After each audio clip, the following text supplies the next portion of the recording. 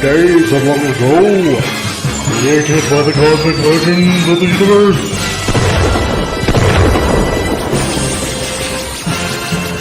There stands one man, one great man, a man dedicated to preserving all that is good in pop culture. Loved by few, hated by many.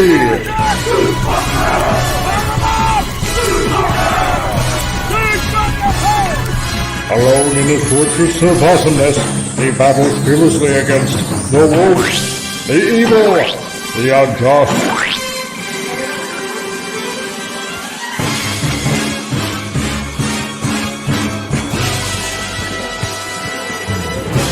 To right that which is wrong, to stand for justice, to serve all mankind.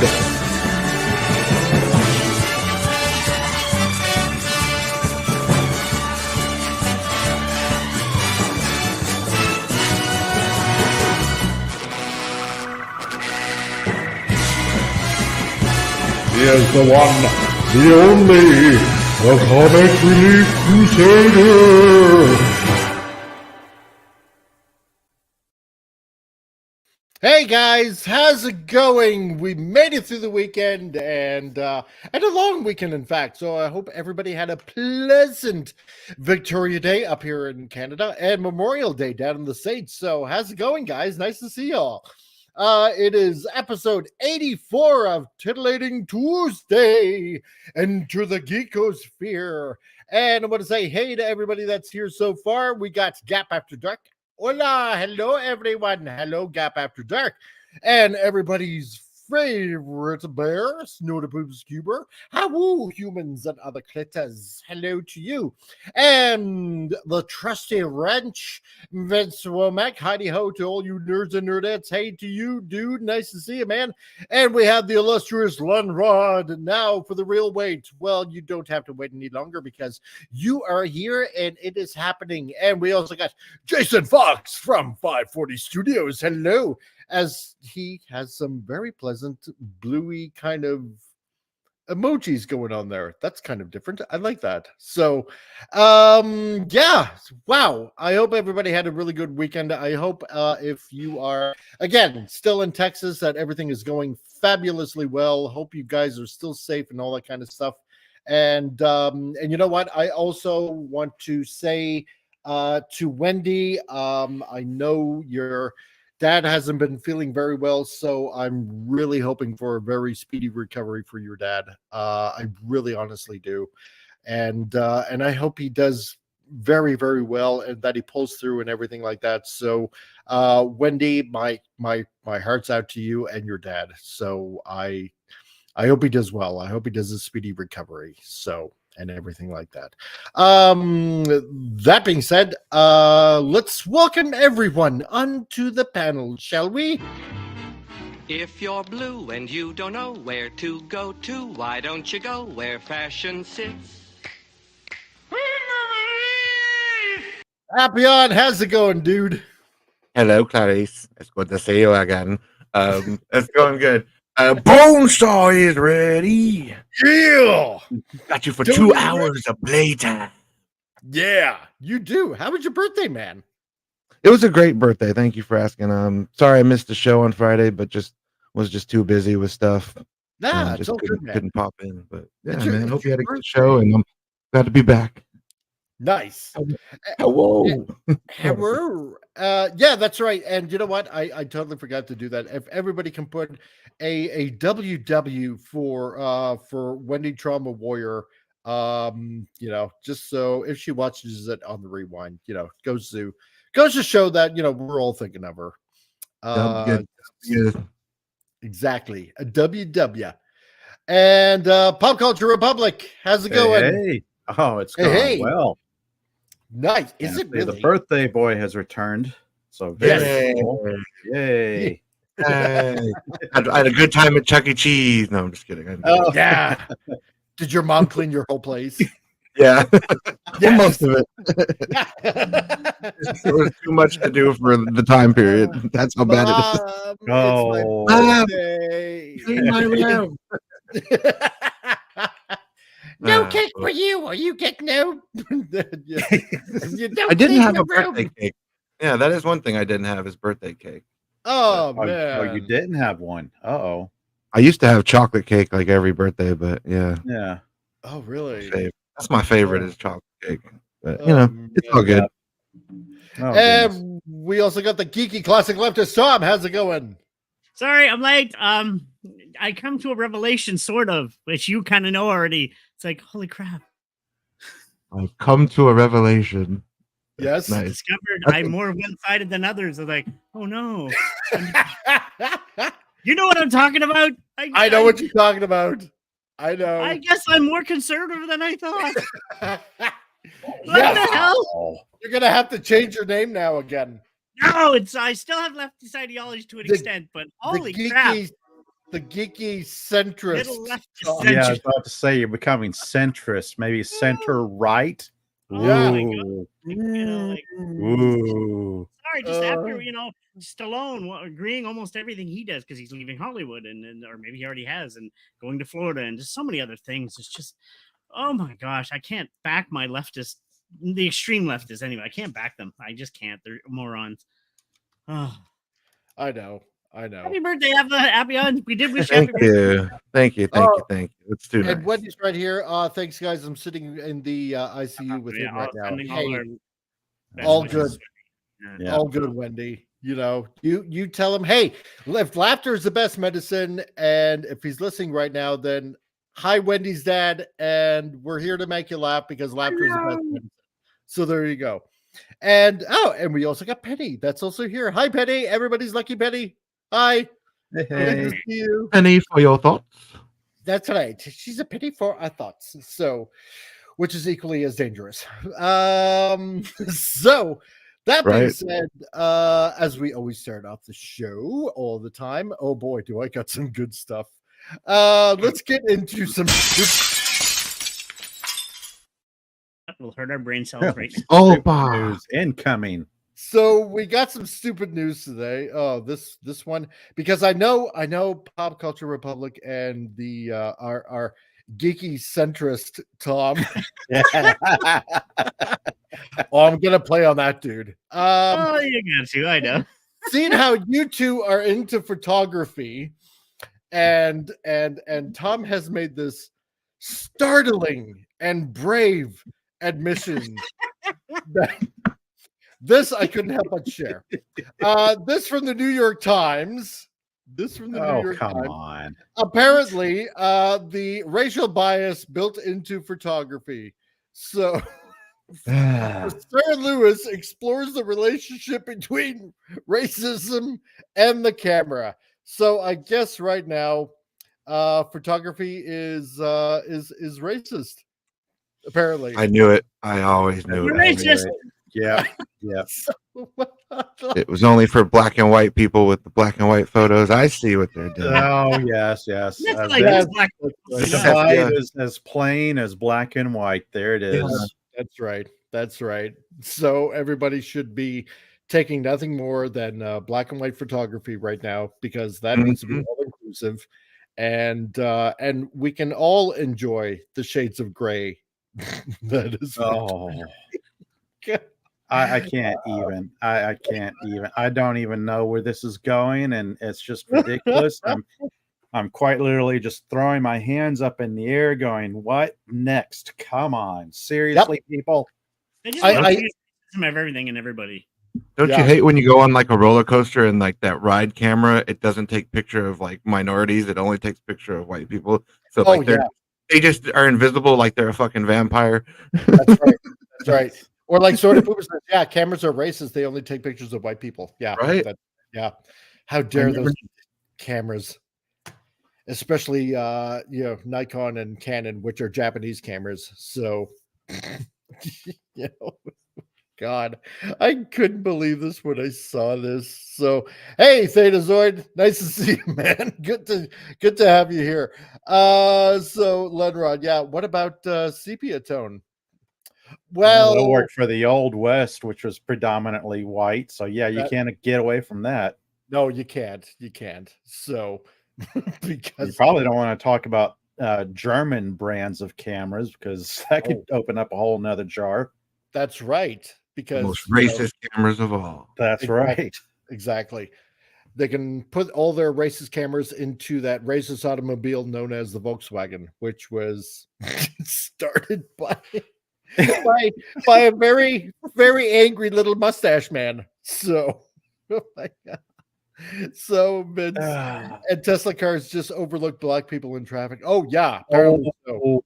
So I'm holding my Canon in my hand. Am I creating some racial profiling or something? Yes, apparently you are. Wait, I've got to reach for my Canon as well. Oh, there we go. Yeah, Yeah, I there have we a go. Canon Mine's camera on too. too. Go figure. Yes.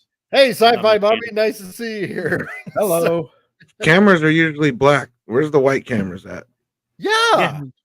There is one Sony. The Sony ZV-1 you can get many white ones too, so you can get black or white. And my photography is just black and white right now. I'm working on a book, all black and white. Is that going to be racist? I guess. You're not including enough people that aren't black or white. That's right. Yeah, that's right. So apparently, yeah, everybody needs to stop taking pictures now. Nope, that's my life. So they can yeah. kiss my And white ass. and that includes on phones, digital cameras. I suppose I can't even use my webcam anymore because that'll be racist as well. And yeah, so everybody Sorry, should Steve. I'll be on tonight's show, but I won't show my face because it's racist. because it's racist. So, Ludrod, I bet she based her idea on how white people take more family photos. Yeah, that could be it too. So that could be it. Vince, yeah, I must be the odd one out. I have something different in my hand at the moment. Oh, really? Okay. Well, we won't ask what that is. He's really good at typing with one hand. Yeah. But no, I mean, I've had models of white, black, mulatto. I've models of many colors. It's, when I've done model photography, I don't do it much now, but to me, it's just whatever, people. Just stop. Yeah. Stop now. The flash is white, the flash is white. So if you're doing business for money, you don't care where the money comes from. It all stays Yes, the same. exactly. That's right. this is on the New York Times too.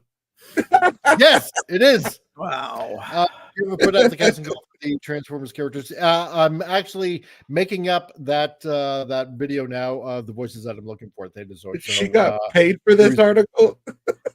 Apparently so. So, yeah. So there was That's that. crazy. There was that. I know, right? So there was that. Oh my the other God! Guess thing- what? Just totally off topic. Yeah. I went to share this on my Facebook. In response to Canadian government legislation, news content can't be shared. Yep. Welcome to Canada. Oh, Censorship. there you go. There Can't you even go. share that article. Hey, Starkavai, nice to see you, man. Oops. Yeah. Boy there. Hey. Snorter Poopus. Yeah, race is not all money is greed. Oh, yeah, that's right. Because in Canada we have our monopoly money. So Yes, we do. there we go. Loony. Monopoly Yeah, yeah, we have that as well. yeah. But this also in the news. This from Associated Press, and no, I am not making this up. Okay, I'm not making this up. Apparently, Max the cat is now a doctor of literature. Ooh, from wordplay. Vermont State University. So, this yeah. Literature. Yeah. So I'm guessing this cat is now has a doctorate. I don't know if he's actually a professor at the university. This is a real thing. I swear to God, this came out on May 17th. But yeah, I guess this goes to prove that all the kids in school that want to identify as animals like foxes and cats and stuff like that and demand to have litter boxes in their classrooms and stuff can now get an honorary degree as a doctor in literature. So there you go. you know. Stark Byron, yeah, letting you all know I do have a fundraiser coming up for Rod Thunderheart Friday bonus pre Friday night. Okay, yeah, awesome, Stark. Now everybody knows. So there you go. And hey, Canadian Spider-Man is here too. Hey man, nice to see you. Great that you're here, dude. So Wendy Trump Award, did Biden pay off his loans too? Probably. Yeah. It's in the works. Exactly, it's in the works. That's what it is. So apparently, the article goes on. I'm just going to read this quick. A Vermont university has bestowed the honorary degree of Doctor of Literature on Max the cat, a beloved member of its community, ahead of students' graduation on Saturday. Oh, so he gets to graduate ahead of the normal students. Wow, that's privilege right there. Vermont State University's Castleton campus is honoring the feline not for his musings or mousings or napping, but for friendliness. Oh, okay. So Max the cat has been an affectionate member of the Castleton family for years, the school said in a Facebook post. The popular tabby lives in a house with his human family on the street that leads to the main entrance of the campus. So he decided he would go up to the campus, and he just started hanging out with the college students, and they love him. Oh, well, that's kind of cute in a way. Yeah, he's been socializing on campus for about 4 years, and the students get excited when they see him.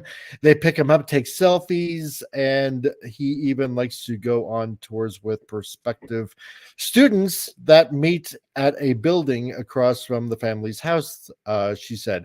I don't even know how he knows to go, but he does, Dow said, and then he'll follow them on the tour. So, yeah. So students refer to Dow as Max's mom, and graduates who return to town sometimes ask how Max is doing. So apparently he won't be participating in the graduation, although his degree will be delivered to the owner, Dow. So basically he's an emotional support cat, I guess. Right. When he passes away, they need to make a statue of him just like this picture. That's right. Have it on exactly. campus. And you can come up and pet the statue. Yeah. Yep. You take pictures with the statue. Just imagine the cute photos of him in his own cap and gown. Yeah, I know, right? I want to see it. Yeah. Oh, that would be so awesome. Hi, Simon Dust64. How's it going? Nice to see you here, dude. Did Snorter Pooper says, did anyone tell the students that selfies are racist? Oh, yeah, that's right. They can't take pictures of him because that would be racist. Yeah, exactly. Apparently. Well, Yeah, if it's of him, it's okay. But if it's of themselves, it's different. Right. That's right. So Because or is it very black and white? Yeah. because the cat's not human, so I guess that counts. Yeah. So there we go. That's It's how like you get away with that. cat. It's like a Goodwill Hunting cat. Like you just stumbled on the school one day. There was a whiteboard, and the cat like solved the problem. And yeah, that's right. He's like the Matt Damon cat. But just when you thought the romance was gone for something like that, hey, it's kind of neat in a way, having a cat. It's not exactly stupid news, but I thought it was kind of playful in a way. But just when you thought all the love was gone in the world, apparently romance is a white supremacy, black study professor says. So I guess she's never seen Love and Basketball. No, apparently Oops. not. Yeah. So apparently this black studies professor, Sabrina Strings, has a book out, The End of Love, Racism, Sexism, and the Death of Romance. Well, when you're putting out a novel or a book like that, author of Fearing the Black Body. Yes, I definitely want to see black your work. couples that are happily married for years. And this is the dumbest BS I've ever seen. I know, right? It's because she couldn't find love. She's bitter. Yeah, I mean, nobody wanted to be with her. So that's like love is dead. Like a safe assumption, isn't it? Like, oh, somebody's had some bad life experiences, right? Who hurt you? Who hurt you? And hey, Crimson Toys, nice to see you, man. Listening while making dinner. There you go. Cool. Yeah. So she's needing serious spice. And it's like she's like the type of person where she'll probably write a book about you. So I definitely don't want to be with her. I know, right? It's like nothing is sacred. Maybe it has to do with something. Oh, I don't know. Of your attitude. That could be it. Like I went to put my arm around her and, oh, don't touch me, sexual abuse. Like, I was just going to hug you. Like, no. Yeah. No, you're racist. Don't dare do anything gentlemanly, like open the door for her. The door, yeah. Oh, yeah, no. Because you're just supporting patriarchal stereotypes and stuff like that. So can't have that. So I've luckily never been yelled at about that yet. I'm waiting for it. I do it all the time for men and women. It's just polite kindness, but I'm waiting for somebody to just wait to stop and say, listen, you male chauvinist, like this. Yeah. And that's right, Vince. Yeah. Just because no one wants her, always the cope. Exactly. Yeah.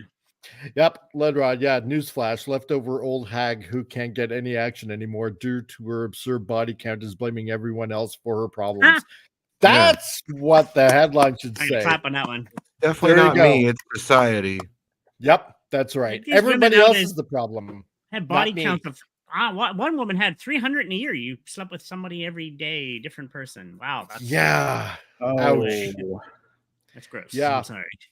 When you're bragging about your body count, you're just there's a word I want to say, but I can't. Like if you're doing that your same partner every day, it's a different story, sure. But if it's a different person every day, no, that's no.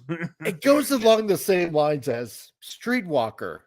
Yeah. If you're catching my drift. Mm-hmm. So, yep. What do you trouble warrior? I guess she thinks me and my African American wife are racist. Yeah. Apparently so. Yes, you're living under false love, and yeah, it's not real. You're only using her. That's what it is. So stop being such a white supremacist there, Wendy. It's so stupid. I know. And that's why Tom is more centrist right now. So there you go. That's stupid. I did my civic duty. A moron. Congratulations, Tom. I've slowly brainwashed you. One of us. Yeah. I might buy that book. I'm running low on toilet paper, so I might. There we go. Yeah. So, no, I'm just not stupid. It's like it's just common sense doesn't exist anymore, and we joke about it, but it really is gone out the window. It is. Yeah. It really is. So, adding more gasoline to this already dumpster fire of a society. Oh boy. Oh yes. So I thought, well, might as well just get the jump on all this Star Trek news that's going on, because I don't think anybody else has covered it. So I'm getting a jump on things. So you're going to hear it here first. So apparently, Simon Kinberg, who did Andor, back in the Star Wars franchise, he's thinking about rebooting Star Trek, and it's said to be set in modern times, and has a director of Andor attached. So like a prequel type thing almost to the story. But we can't go to space right now like that. So how's it going to be modern? What's the point? Barely go back to the moon. Yeah. Well, you can Elon Musk say Elon Musk is running it, and he develops new spaceships and stuff. Yeah, you get a point there. So you're the first telling this story, by the way. Is there another person blowing their brain is just going mad and they're all angry right now? Sorry, maybe. I hope so. So certain people that want to save certain franchises. I don't know. Anyway, no hate. No hate. No, none of that hate. It's just love. But anyway, it's just news. But I mean, they kind of already did that, and they kind of already did that with Enterprise. Which kind of was a I don't know how to really else to put it, but kind of like the beginnings, I guess, of Starfleet. But okay, but this is supposed to be set in modern times, like current year 2024. It's like they've got a long ways to go. Yeah, I know, right? I don't think I can sit through about 200 years worth of seasons. So I don't think I last time. Yeah. Hey, Dormammu, how's it going, man? So, yeah, modern Star Trek is just SpaceX meets Space Force, sponsored by Monster Energy. Right, Elon Musk. Elon Musk will be the leader of Oh. Starfleet, and Yeah, exactly. Golf clap. Oh, clap. I love that.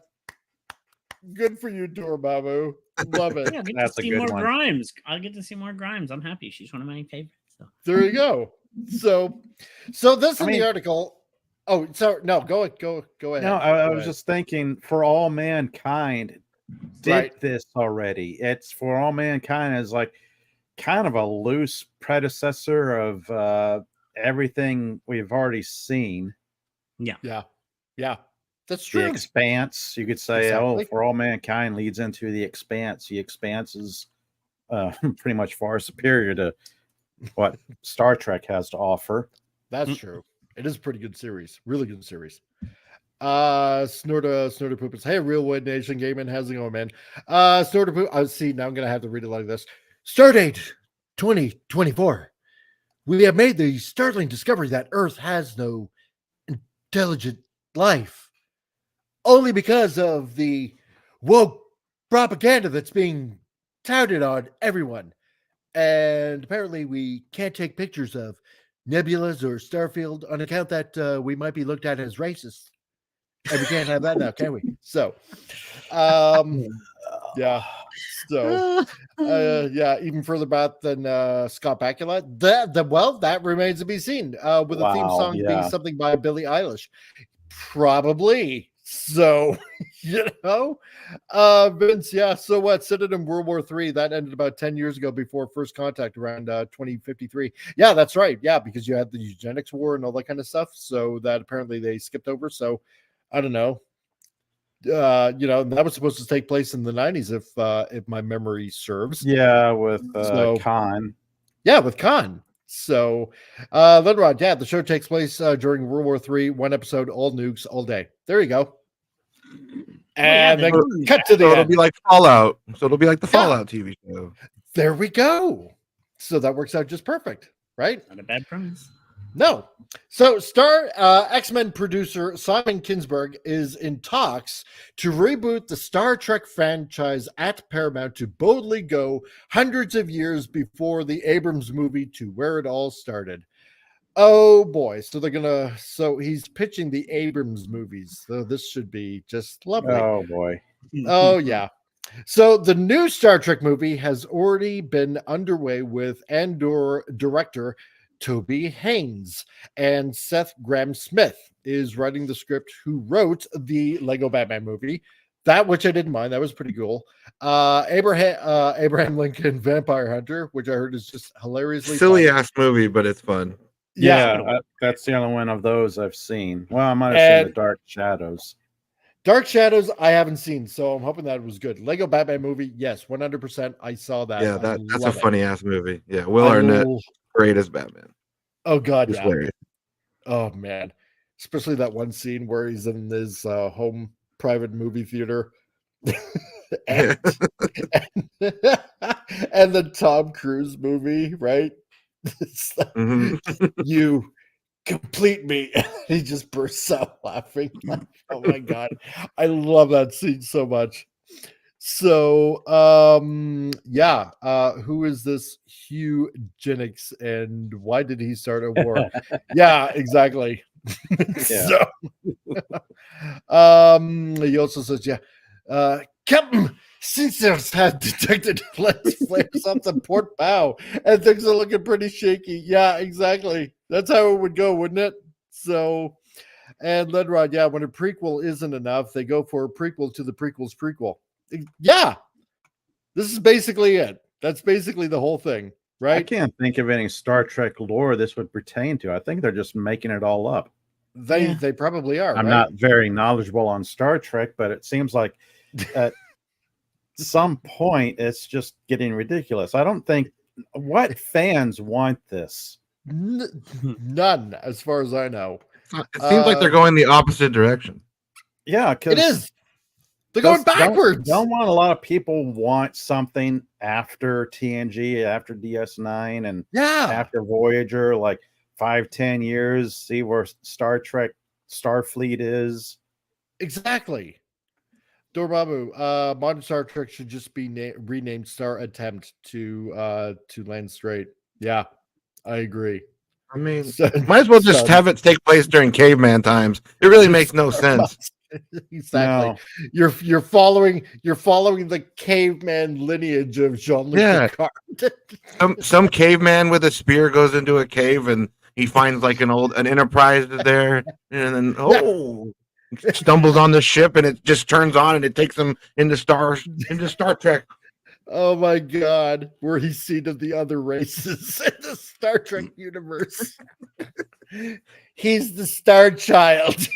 Oh my God, he started the Vulcan and the Romulans race, and when he was really cranky, he founded Kronos, where all the Klingons come from.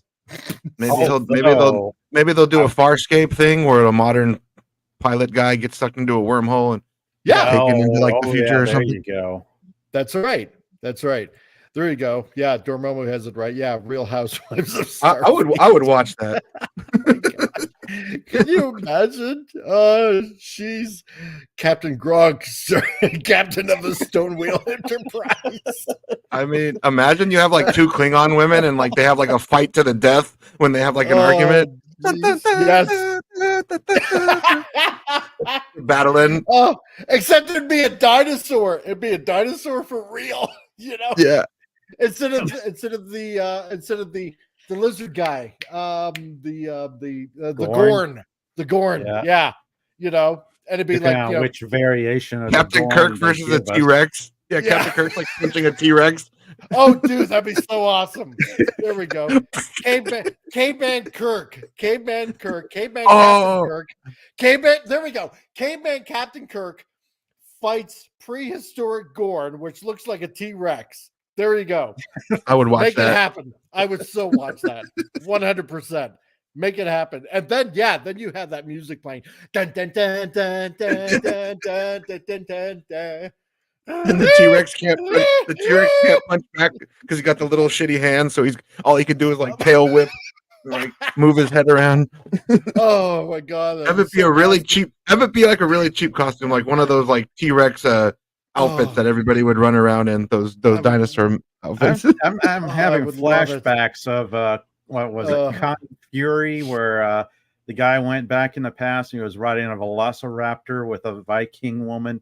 Yeah. Yes. Sounds epic. Oh, it does. Snorterpooper's Flint Trek, Captain Fred Flintstone, and Science Officer Dino. There we go. Science Officer Dino.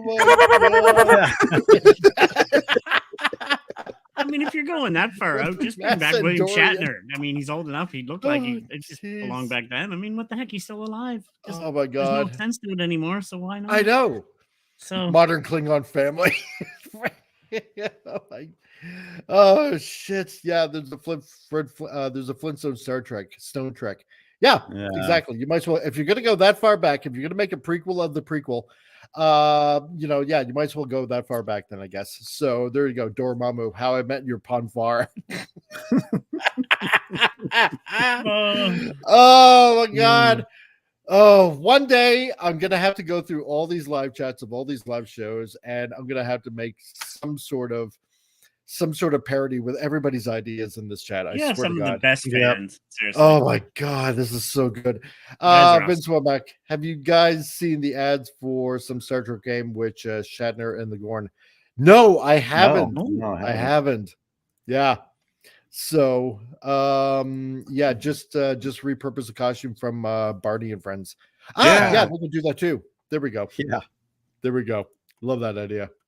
So oh my God, Captain Caveman Kirk. Love that. That's such a good idea. Fighting a T-Rex Gorn. Jeez. But So, what is this new Star Trek movie about? Well, who knows? And at this point, who really cares? But details for the new Star Trek movie include that it will likely be set in modern times. So there we go. Little watchword for you: modern times. So, and it is said to involve the creation of Starfleet and humankind's first contact with alien life.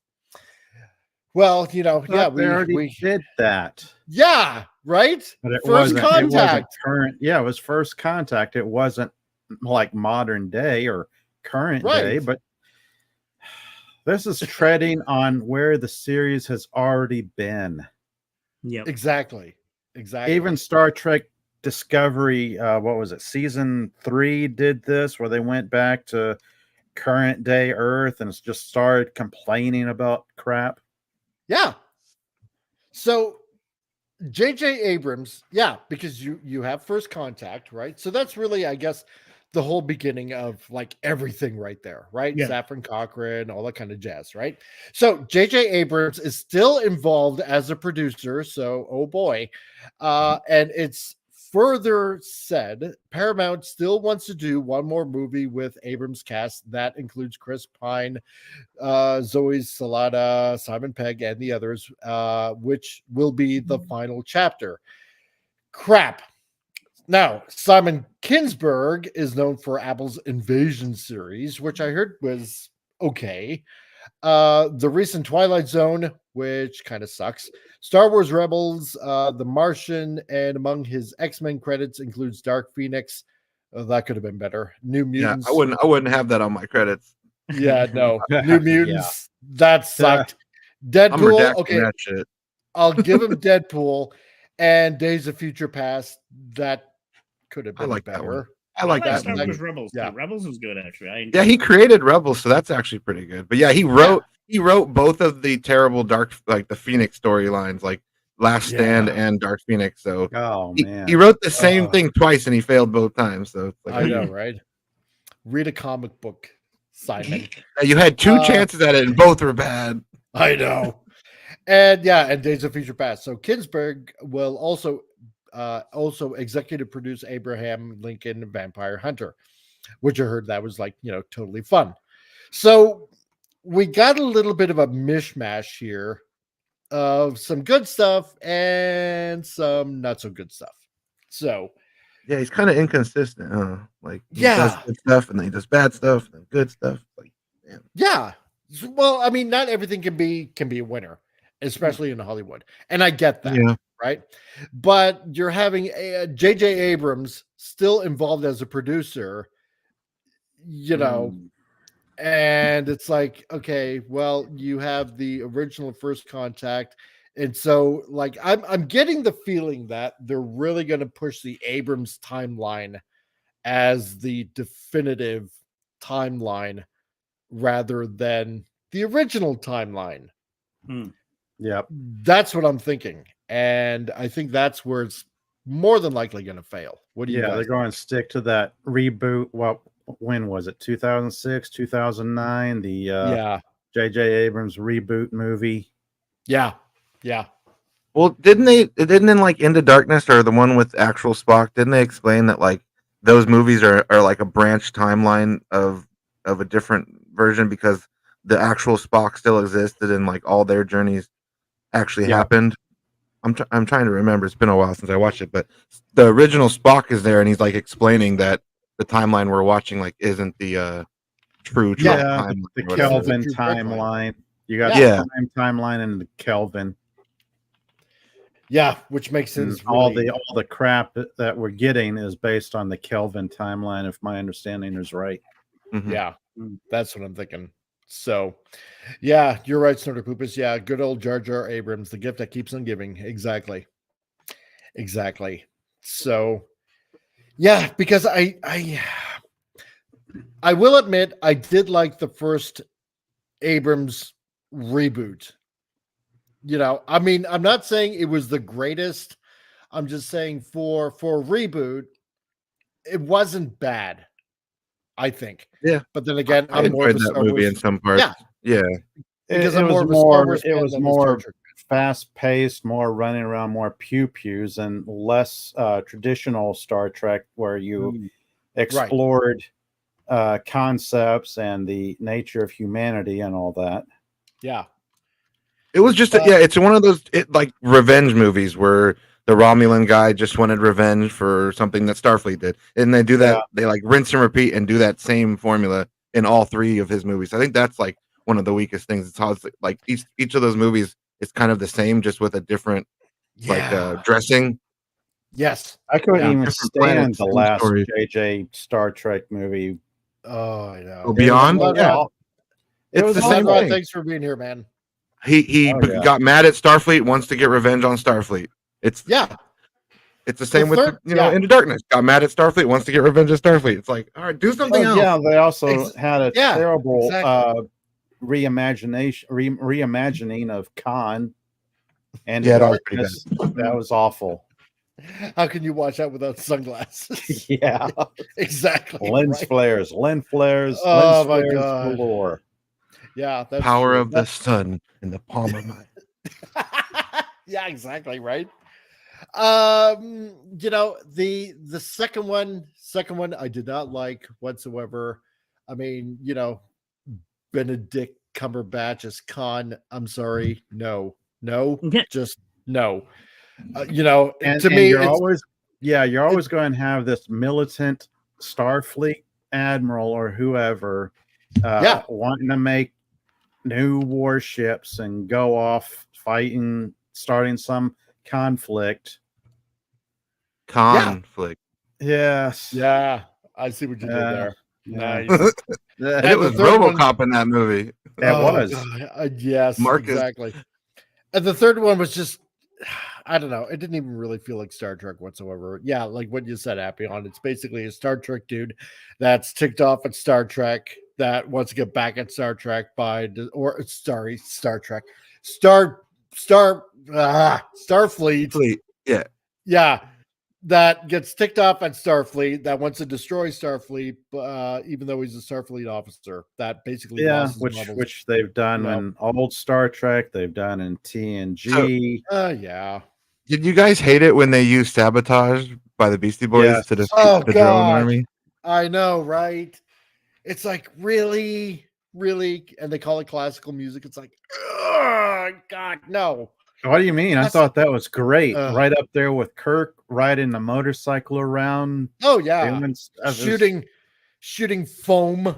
Like, give me a break.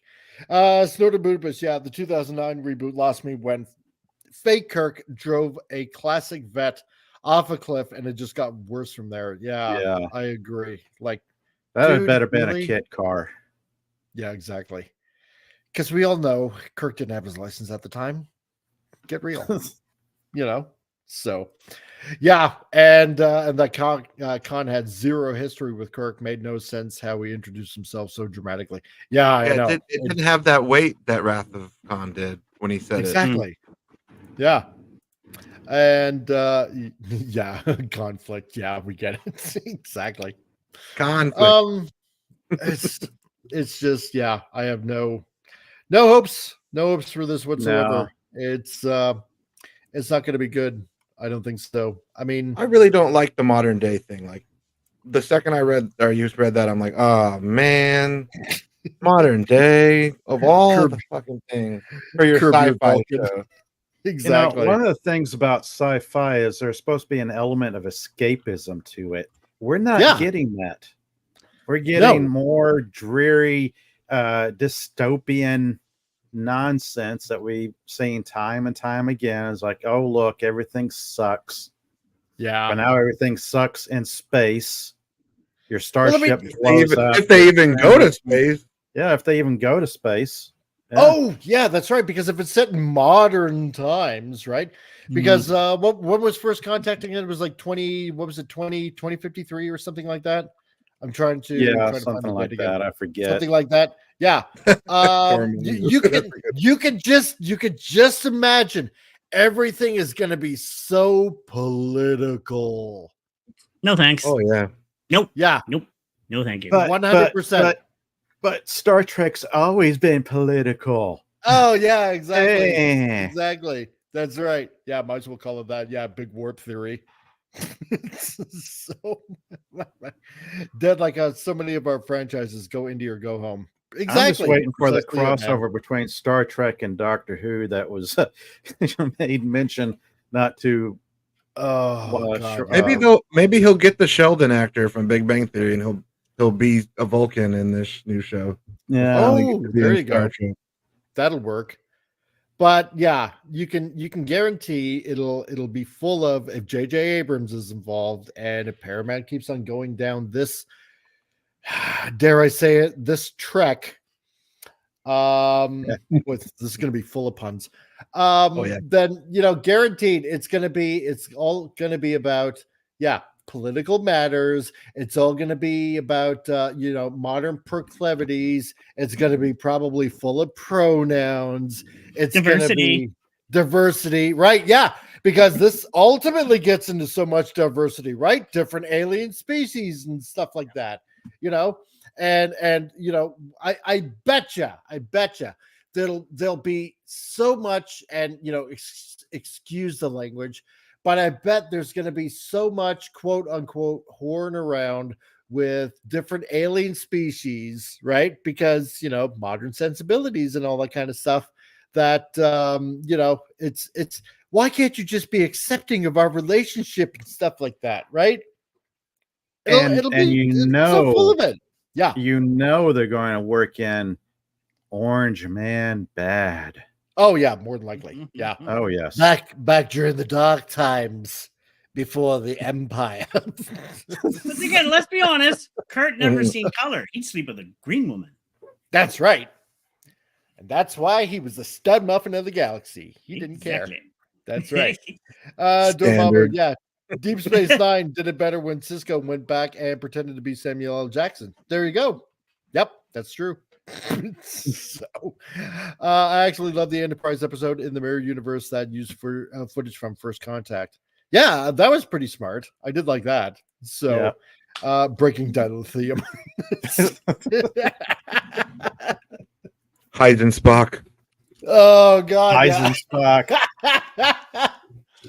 Oh geez, selling this dilithium cheap on the market because my mom who's human has cancer. I gotta make some dough quick. Oh man, it's only logical that you buy from me. Oh geez, They'll only accept gold pressed latinum. Exactly. And then you'll get Ferengis involved, and they'll express on how that how capitalism is bad, right? That's right. Because they'll be only in it for making a buck, right? They're legitimate. But buy our streaming service so you can watch our show as we bash capitalism, even though we want you to buy our show. Exactly. Right. That's right. Buy the merchandising like T-shirts and caps and future DVD box sets of this terrible, crappy TV show. Action figures that nobody will buy. So, because capitalism sucks. The Ferengi said so.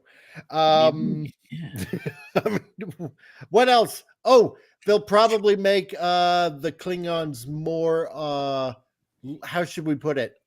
More white, because they're aggressive, or they'll be ruled by not the patriarchy, not by men-led Klingons and their society on Kronos, but they'll probably have like a Klingon queen or something like that. A matriarchy. A matriarchy. That's what they'll have. And they'll criticize Earth for still having man leaders. They'll be like, "Oh, you still have men in power? We got rid of our men leaders years ago, and we've been thriving ever since." Yeah, that's what'll happen. Oh goodness, Star Trek TNG already did that.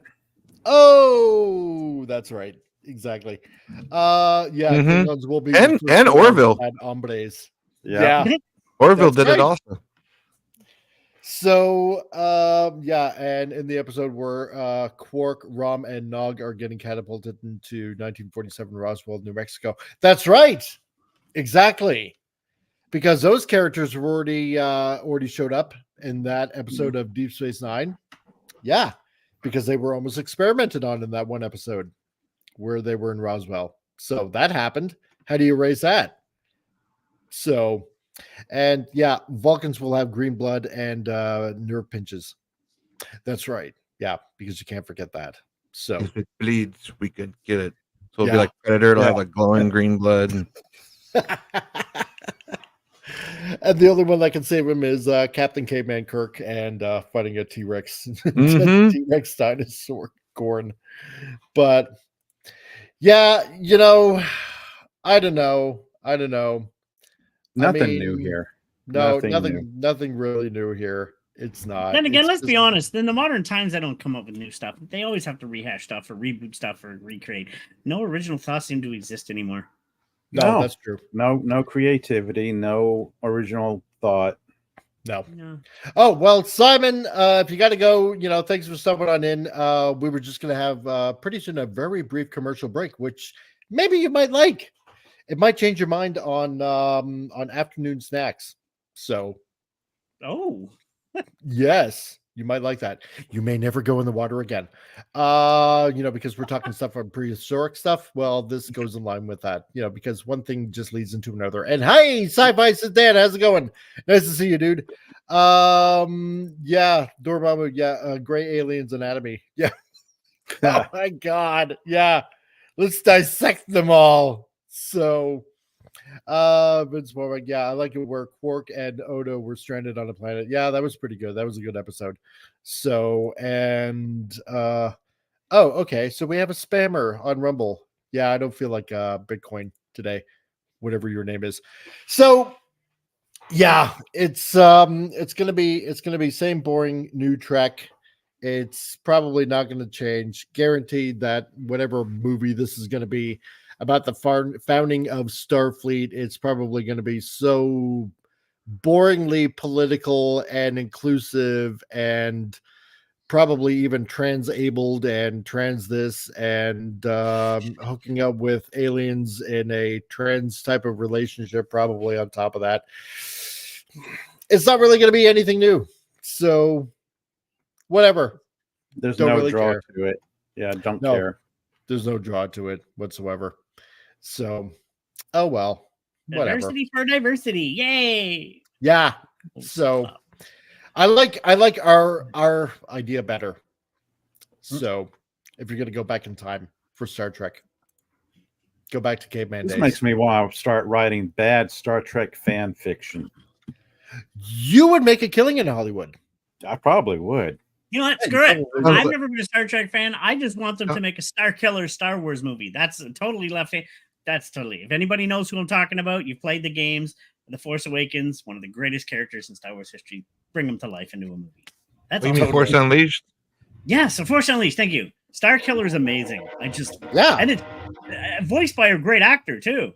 So Yeah. Sam Witwer. I'm a big fan of his. He was in one of my favorite games, Days Gone. He's voiced other stuff on TV and cartoons and stuff. He's a good voice. He's a good actor, and I love that character. Totally off topic. Star Yeah. Trek. I thought he was gonna be Merrick in Ahsoka. Me and my buddies were like, "Man, let him be the guy in the mask." And then it's Yeah. just nobody. That was one of the most disappointing things. I agree. Was when it was nobody. I was like, "Let it be Star Killer. Like, make him actual canon." Would've been awesome. character." Yeah. Yeah. Let's see. Oh yeah, that's right. Because one of the first things in First Contact, the first race that they meet up with are the Vulcans, right? Yeah. So if it's going to be set in modern times, right? You see where I'm going with this? We'll have our own aliens. We won't need them. Yeah. How we already have a council here.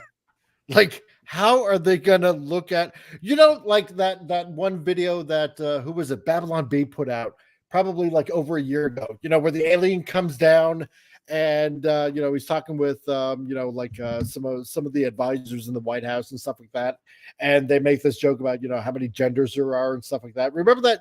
Has anybody seen that Babylon B video? Yeah, that one. Okay. This is exactly what's probably going to happen. The Vulcans are going to look at the human race that can't even make up their mind what a woman is, let alone what gender they are.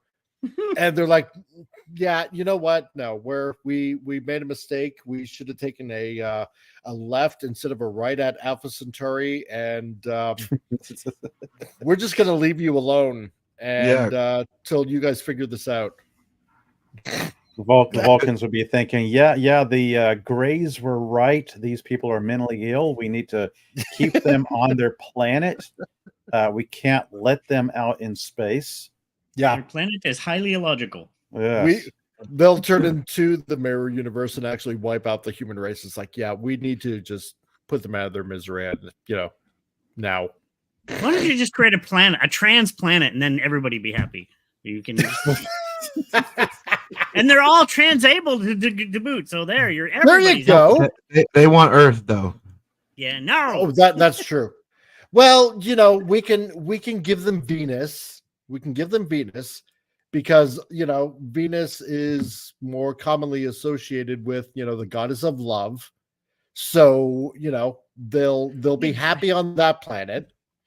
They give them Venus and they cut off their. Oh wait, no, never mind. But then they won't know how to do stuff. All the people they hate do all the stuff that makes the world work. Yeah. And they can have that all. They can have that planet to be all inclusive there, and they'll all be ending up trans-abled anyway because the unbelievably hot scorching planet that it is, where everything turns into molten whatever. They'll all be happy because they'll all be trans-abled, and when they all melt into a puddle of goo, nobody will be able to tell what they are, so they'll all be as one, and everything will work out fine that way. There you go. Oh, that's how that tar monster got made on that one Next Generation episode. Yes. Yeah. Season 1. It was all a combination. They all melted. Yeah. That's in one evil. pile of one thing of evil. Oh my God. All the evil in the universe. Yeah. We are Borg. We have 57 genders. Your individuality will be assimilated into our diverse culture. Originality is futile. Damn. Oh my God. I'm just trying to think of the opening theme That's song right true. now. It's like "Welcome to Venus," where we cut off our. No, never mind. But Yeah, exactly. Oh my God. They're gonna listen to Jelly Roll and turn right the hell around. Yep, that's what they're gonna do. I've never That's heard exactly what Jelly they're Roll. gonna do. Oh my God. Hey Titan, how's it going? Stop suggesting to transplant a part of the population to a transplant. It seems like a transparent plan. Okay, I'll stop. It's exactly what we're suggesting.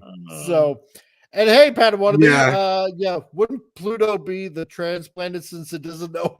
That's where they should go. That's perfect. Oh my God. That's true, actually. I still Oh think my it's a planet, God. but some people say it's not. So yeah. That's right. Pluto. I Yeah. didn't think of that. Yep. Yeah, our generation grew up with it being a planet, but Poor no. little Pluto. Yeah. It has to get demoted to a protoplanet or whatever they call Poor it. Now. little Pluto. I know. You used to be a So- planet. Now you're not. And a Disney dog. Yeah. But I blame yeah. Disney. So that's Star Trek in a nutshell. Like, oh my God, it's a mess. Give us And Caveman Kirk. I'm all for it. that's right. I want Caveman Kirk. Dun, dun, dun, dun, dun, dun, Set dun, clubs dun, to fade, dun, or set clubs to stun. It's the only setting it has. My God. Oh, but speaking of movies and seeing how we're pretty much at the top of the hour, if you don't want to watch a Star Trek movie, then you know what? Hey, I don't blame you. And that's true. Yeah, our moon is actually larger than Pluto. That's true. 100% true. Yeah, that's right. Dwarf planet, not protoplanet. Yeah, no, you're right, Vince. So if you definitely don't want to watch a Star Trek movie, and at this point, who would really want to? There was a trailer I came across today that would be totally worth it. And some part of me thinks that actually Snorter Poopers might actually appreciate this. Out of possibly everybody in the chat right now. So as we take a brief commercial break, enjoy this movie trailer.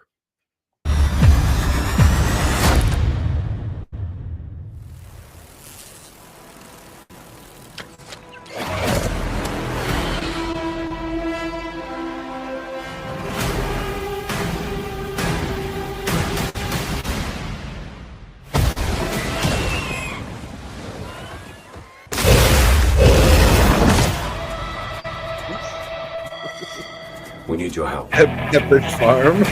We're detecting increased aquatic activity 25,000 feet deep in the trench. Whatever is down there is trying to make its way to the surface. We've got company. That's the apex predator. Everybody back into the station!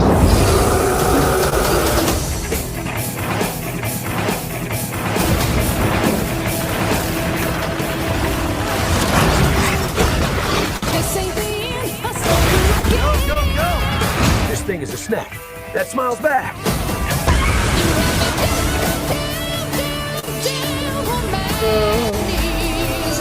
Ooh, barracuda.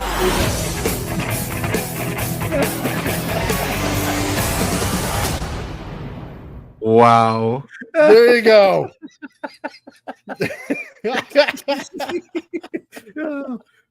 They should, put that on the, they should put that on the Meg DVD as like a bonus feature. Like, watch the movie, but with the goldfish instead of the Meg. I would watch that shit.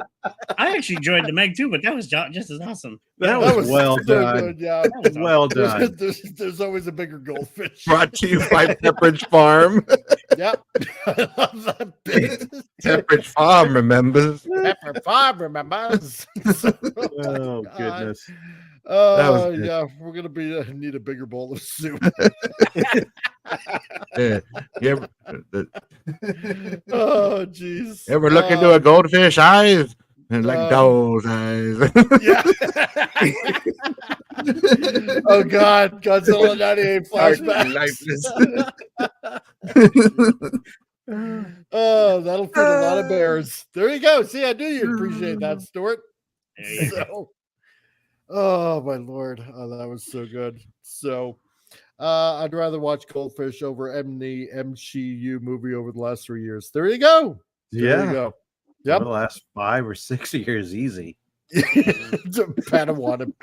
You're not even white generous. Statham throws a high prune.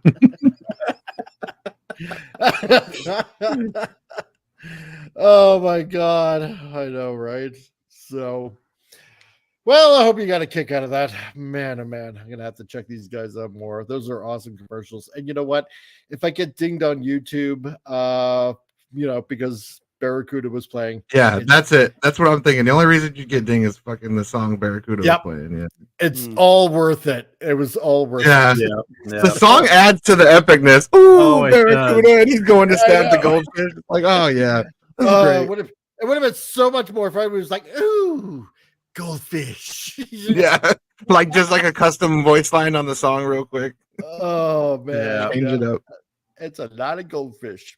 I'm just wondering, how does it keep from getting soggy? So that's me. So, oh my God. So there you go. Hope you enjoy that brief commercial break. I thought it was hilarious. I just had to play that today, but yeah, there you go. So, and now on to the next article. Okay, so next article. Because as anybody can see, this has to do with Taika Waititi's brand selling. Oh yes. And this one, well, Taika Waititi wants to redo Time Bandits. And if any of you guys remember Time Bandits from back in the, I believe it was like early mid 80s. Yes, don't you touch that classic. It was an awesome movie. I loved it when I was a kid. Anybody? Yes, it's amazing. Oh yeah, I watched this recently a few times. I've seen it. It's such a weird movie, but it's really entertaining. Like, it is. I don't know what they're trying to say about God. God's kind of an asshole in that movie, but yeah, I mean, it's still it's a good movie. I know. It's hard it's weird to interpret that ending when the parents just explode. It is. That's true. Spoiler. Oh my god. John Cleese in it, and just John Cleese as Robin Hood. I love that. Yeah, so good. Oh my god. But no, it was a great movie. I love that movie. Classic movie. But apparently Taika Waititi, his reboot of Time Bandits ditches the dwarves, and stars Lisa Kudrow, leading idiots. Fucking Phoebe. And just don't call it Time Bandits. Make your own thing. Yeah. If you're gonna change all this, just make your own thing then. Exactly. And have it be like an homage to the Time Bandits story, but it's different. Don't put the Time Bandits name on it. Yeah. And what's with the hate on dwarves? First we got Snow White in the removing the doors. Now we have this removing the doors. I feel sorry for dwarves. They're real people. I do. These leading roles, damn it. It was the dwarves that made the movie great in the first place. Yeah. And what happened to diversity and inclusivity and all that jazz? And now you're taking roles away. He's done another movie. He was amazing. He was amazing in Time Bandits, by the way. He's done other movies too. He's actually a really good actor. It's like, he might be better than Warwick Davis as far as like screen presence. Yeah. Like Warwick Davis is good, but he was really good a really good actor in this film. Yeah. In that time. Someone please tell Will Smith to smack Taika. Yeah, get my Time Bandits out of your mouth. Out of your mouth. Oh my God. Wow. I'd love to see that happen. Man, make it so. Somebody needs to smack him. Oh, Dormammu, after Thor 11 screaming goats, I've sworn off Taika. Yeah, I don't blame you. I know for a fact Tessa Thompson will be in there because he loves being on movies with her and sleeping with her while he's making movies with her, and it's really weird. It is. They don't even hide it or ashamed of it. Like that's just them. They are. I know. Let him destroy his career even further. Exactly. Bring it on. 100%. Benson, dear Benson, you are so mercifully free of the ravages of intelligence. Exactly. Yeah, it's 100%. And just like Snow White and the 7 California Hobos. Exactly. Yeah, it's like, what's up with taking all these roles from dwarves? Like, they don't get a million offers and opportunities, and then you have a movie like this with 7 potential roles that you want to take away. You say you care about these people. No, go ahead, Tom. Yeah, it was David Rappaport, his name. I've seen him in other films. He was an amazing dwarf actor, and he passed away in 90.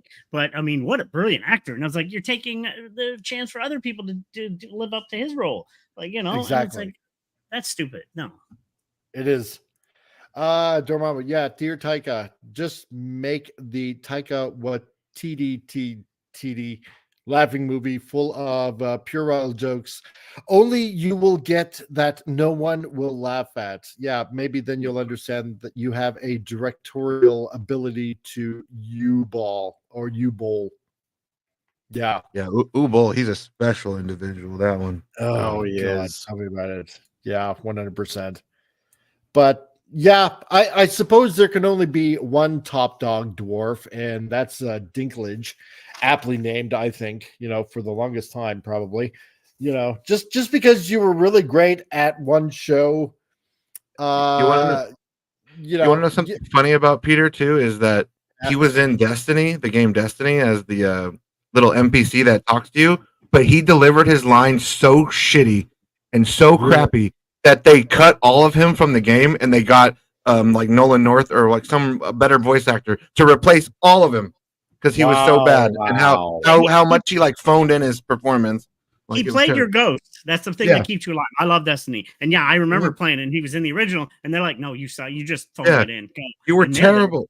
He was horrible. I remember playing those. Oh yeah. Oh my God! It sucks that he's like the best dwarf actor we have when he's not even that great. Like he was good in Game of Thrones. He had his moments, but but he gave us Space Pants.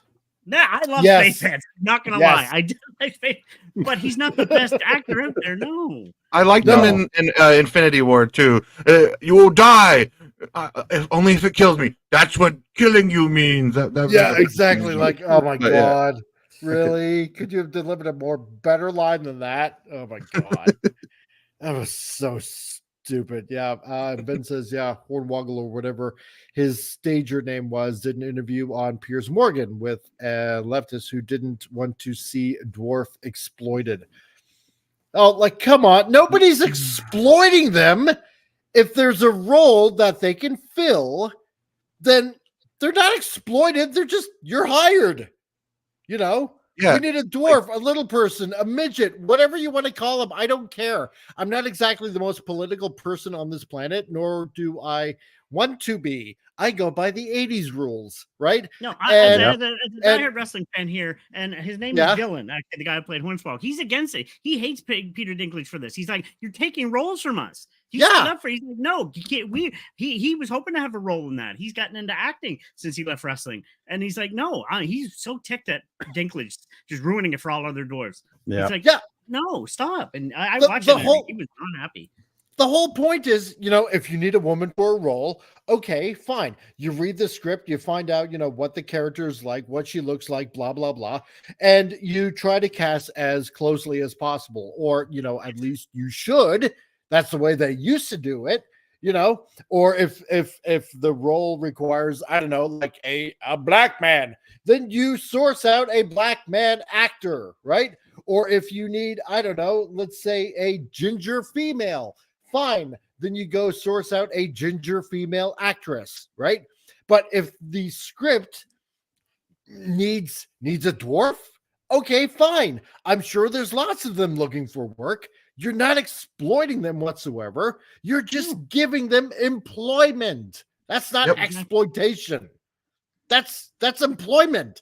That's putting food on the table. That's what it is. Yeah. All the Oompa Loompas from the original Willy Wonka. The Ewoks. Yes. You know, that's what it is. And on top of that, casting Lisa Kudrow, I don't know, that's kind of odd to me, but you know, whatever. Let's see what goes on here.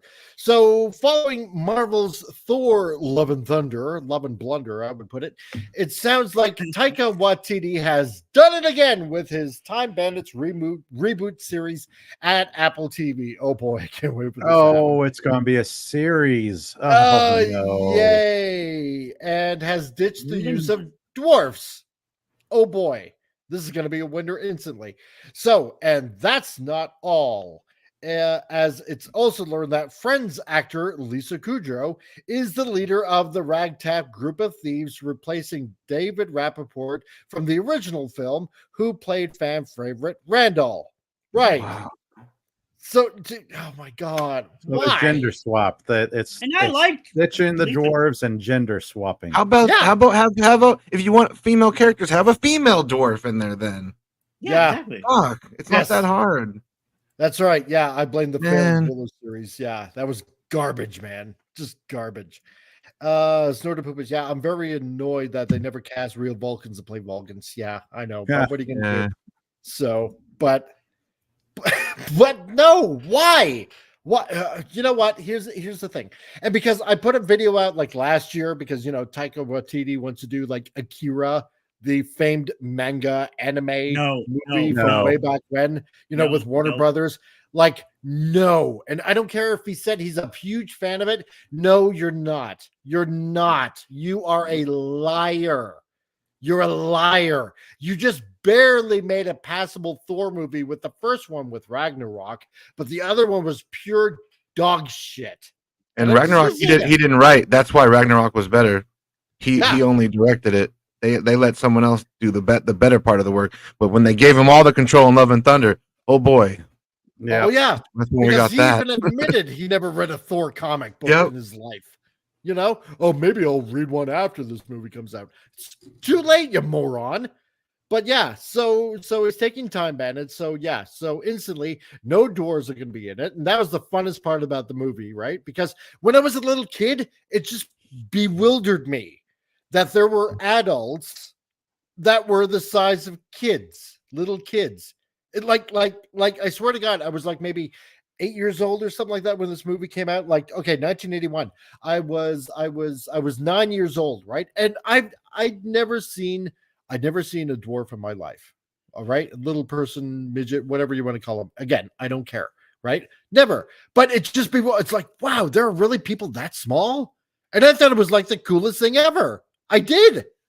I'm not gonna lie, but I mean, removing an essential lovable part about this movie, and then on top of that, you're gonna sex swap, one of the main characters that's the leader of this ragbag team of thieves that go across space and time, and just sex swapping it with Lisa Kudrow. I'm sorry, no, Blonde Just white no. woman.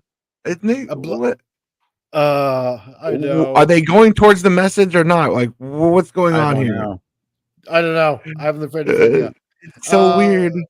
Vince, the only movie where I can see dwarves and midgets see to be successfully replaced by Wokies as freaks.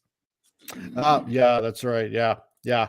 Titan says Taika shouldn't even be allowed to have a cell phone with a camera in it, let alone direct anything. Yeah, 100% true. Oh, well, that's right. Yeah. He shouldn't be able to film anything because remember, at the beginning of this, Titan, and you missed it, photography is racist. So yes. But go ahead. No, the fact that they were so small, that's how they were able to steal things too, remember? Yes. When That's Napoleon, right. They're hiding, they're doing that's a big part of them being small. They always stole stuff and they were good at it. They were awesome teams. That's a right. big part of it. Because they were so small, like nobody noticed them. They were able to sneak around no problem. Yeah. That's and the then whole Napoleon thought they were like a circus group, so they could put on a show for The fact Napoleon. that somebody was shorter than Napoleon made him happy. Yes. Their height worked into jokes in the plot of the movie, and it actually there was a reason for it. Yeah, that's right.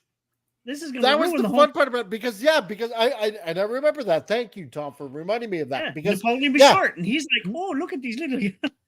Yeah, and it was like totally like, oh my god, this makes me totally overjoyed. And it's like yes, and they put on a show. I remember that now, and because it's been a few years since I watched Time Bandits, and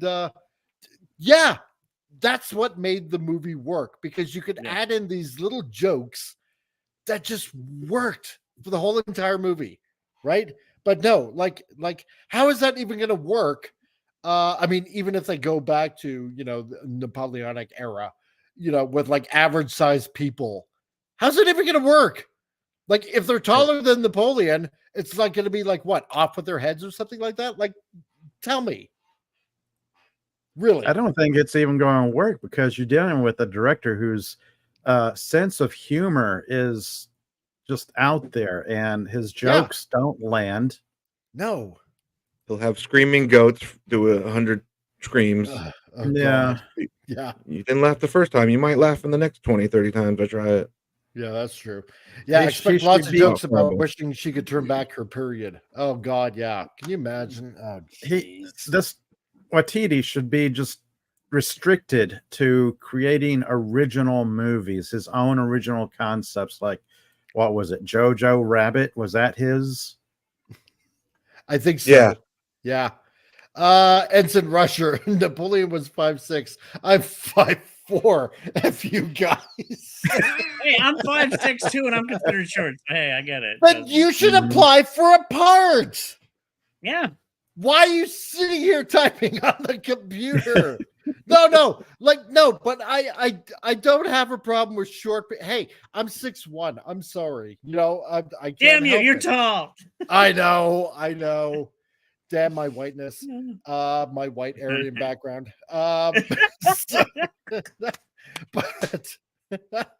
I'm sorry, but no, but you know what I'm saying? It's like if you got the people that can fill the part, then just use them. Give them the employment. But I mean, just doing this, it just like we've all said so far, like what Pop Culture Republic said, what Appion said, what Tom said. It just doesn't make sense. The jokes don't land, and this is why they were perfect for the parts, because the jokes, the gags, and whatnot, due to their size as well, made the jokes land. It made everything perfect that way. Put it this way, I'm forgetting a lot at my age now, and I haven't seen this in years, but I still remember the scenes from the film. It was that memorable. Mm-hmm. Yeah. Like, and the main bad guy, the villain, like evil or whatever, the devil, he's amazing in the movie too. I love his character. He's super interesting. I love his look. I like his minions. Yeah. And I'll go back to John Cleese. For Robin Hood, he was a jackass. Oh yeah. I love it. And Titan, you're right. You're 100% right. Yeah, didn't they become Napoleon's general at one point because they were all shorter than him? Yes, that's right. Yeah, 100%. 100%. It was David Warner who watch this played again now. the evil. Yeah, he was great. Yes, He was really entertaining. good. Of course, a And- direct comparison would be the person behind this movie, Terry Gilliam and Michael Palin, Mhm. comparing them to Taika Waititi. There's no comparison. No, there isn't. God, no. No, they're no. like light years apart. They're an entire galaxy apart. They're Yeah. They're an entire universe apart. Yeah. Vince Womack, what has this Lisa chick done since Friends? Yeah, good question. I seen her in like one episode of Unbreakable Kimmy Schmidt as her mom, and that was pretty much all I can. I don't hate Lisa Kudrow. Oh, she's wow. not too politic or anything. She keeps quiet that I know. She's hot, and and she's not. I liked her as whatchamacallit in Friends. I don't hate Phoebe was her, funny. Yeah. but it's not a female character, and just stop. Or No. like you said, a female midget at least, a female dwarf. That's all we needed. If you Yeah, do that, don't act like they don't exist. You could cast Yeah. one. You know what I mean? Like, yeah. Yeah. Pat Wannabe, I'm curious if anyone has heard of Gary Oldman's short person film. No, No. I don't. Yeah, think he like so. plays a midget in it or something, and they do like the trickery, like Lord of the Rings, like kind of how like Lord of the Rings is another good example. Actually, now that I think about it, because they Oh, cast yeah. like the midgets for like the long shots, and then they had the regular actors for the face shot. So like they use the double and the the height manipulation and Oh. trickery. Right.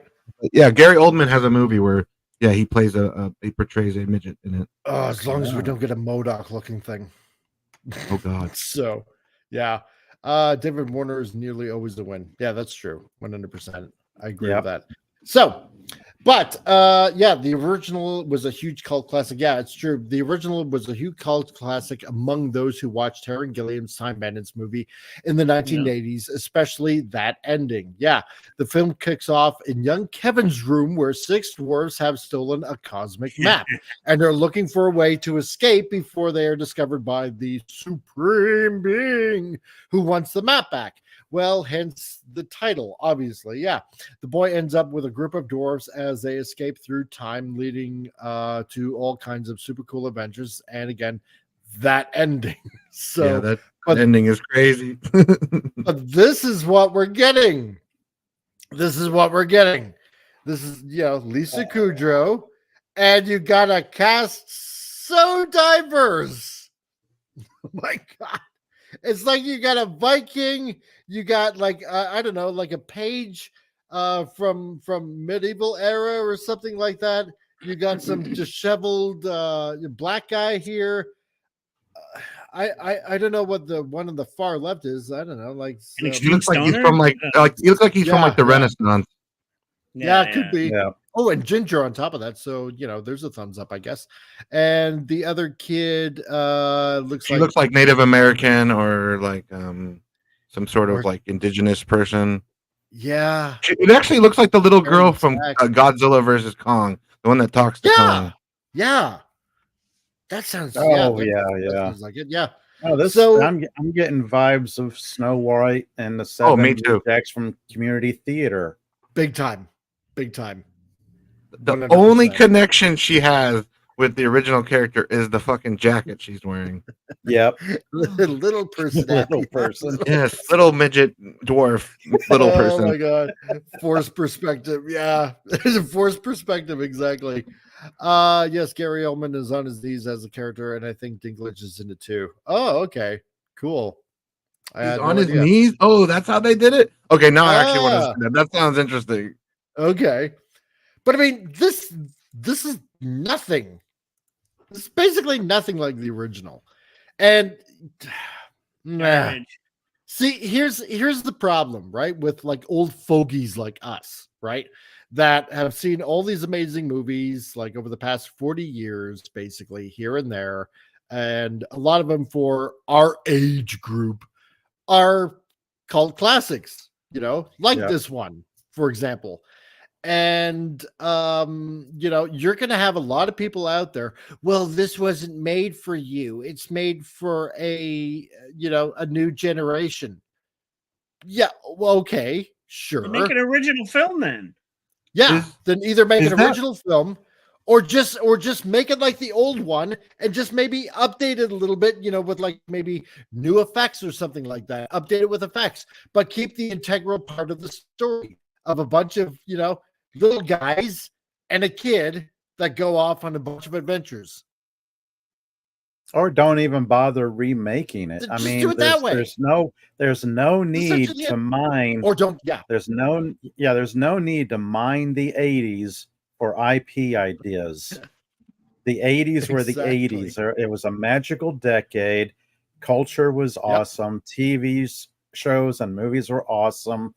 It shaped the culture moving forward. And we've gotten to a point where Hollywood is so creatively bankrupt that they can't come up with an original idea to save their lives. They can't write their way out of a wet paper bag. So they look at the 80s and go, "Oh, let's remake I don't know, let's pick something and remake it. Just throw a dart at a wall, like, oh, what did it land on? Twilight Zone. Okay, cool. What did it land on? Remington Steel or Magnum PI. Fall Guy." Exactly. I have to admit, somebody named Kal-El, their parents named them after Superman. I was going to say that. Yeah. Yeah. You noticed that too, didn't you? Yeah, I was like, Kal-El. That's okay. That's a pretty cool first name right there. And then the guy that's in the Vikings. Before I saw the names, I swore that was Will Ferrell in Viking costume. Oh my God! It was Will Ferrell. I was like, what? Yeah. Oh jeez. But yeah, no, you're right, Titan. They look like the homeless time bandits. they do. And the kid doesn't he look he's wearing a fanny pack? Yeah, it looks like it, doesn't it? Yeah. Where in medieval times do you get a fanny pack? I'm sorry. Yeah.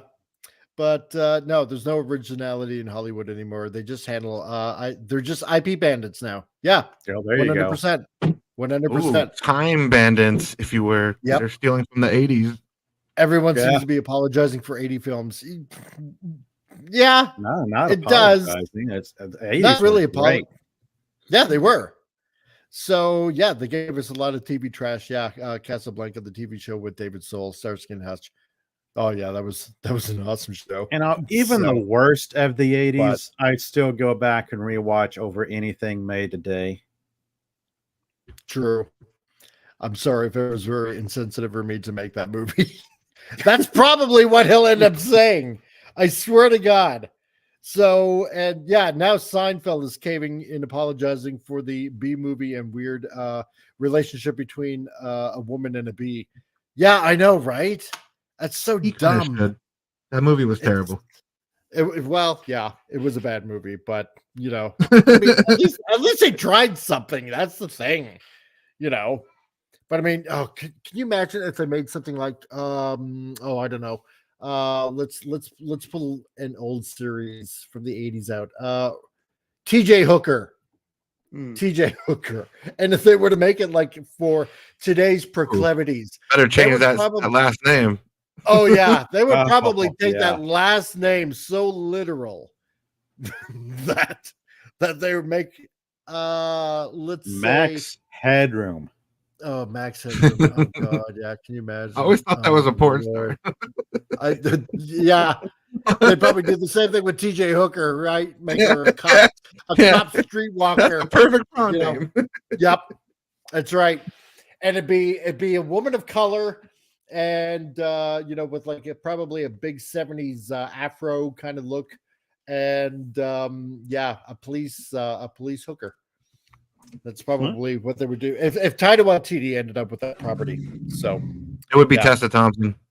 Exactly. Yep. TJ Whore. Yep. That's right. That's what they would call it.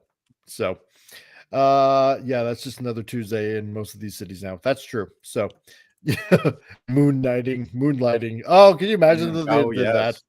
Oh, jeez. Oh, that'd be so horrible, man. Or how about Manimal? Oh man, Manimal. Yes, I remember that. Yeah, I didn't even think what the lefties would do with that. Oh, can you imagine? Oh Lord, about the dude that can turn into any animal. Oh my God, they were just. Yeah, I don't even want to think about what they would do with that. So, but Lisa Kudrow leads a band of idiots through time, says Waititi. Of course, because let's take a look here. Besides Lisa Kudrow, what do you got? Dude, girl, right? Kira Thompson, and dude. So a bunch of dudes, because guaranteed, the girl here, this Kira Thompson here, the one that looks like a disheveled native or something like that with a knapsack or whatever. I bet you she won't be an idiot whatsoever. Yeah, that's right. So I thought it was her too. I think somebody pointed out that it looked like the one from the Kong films, but it's actually not. She looks like her. Yeah, it looked like her in the face, and like how they had the headband. It does.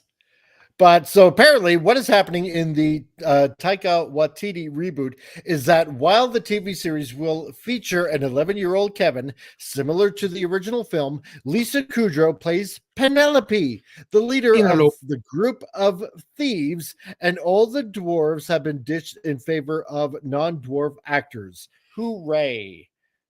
You just lost it right there. Racism against dwarves. Screw them. Exactly. So EW.com has a first look above, which I just showed you guys, which includes Kudrow as Penelope front and center, along with the other time bandits that make up the group, with actors Tazig Murphy, who plays Alto. Okay, so this is Alto right here. This, I don't know, like Scottish, I don't know, he has a beret on. Maybe he's French. Who knows? I have the faintest idea. Let's see. Roger Jean as Widget. So, okay. So the black dude with the very long name. Okay. So that's Widget. Okay. And then Lisa Kudrow is Penelope.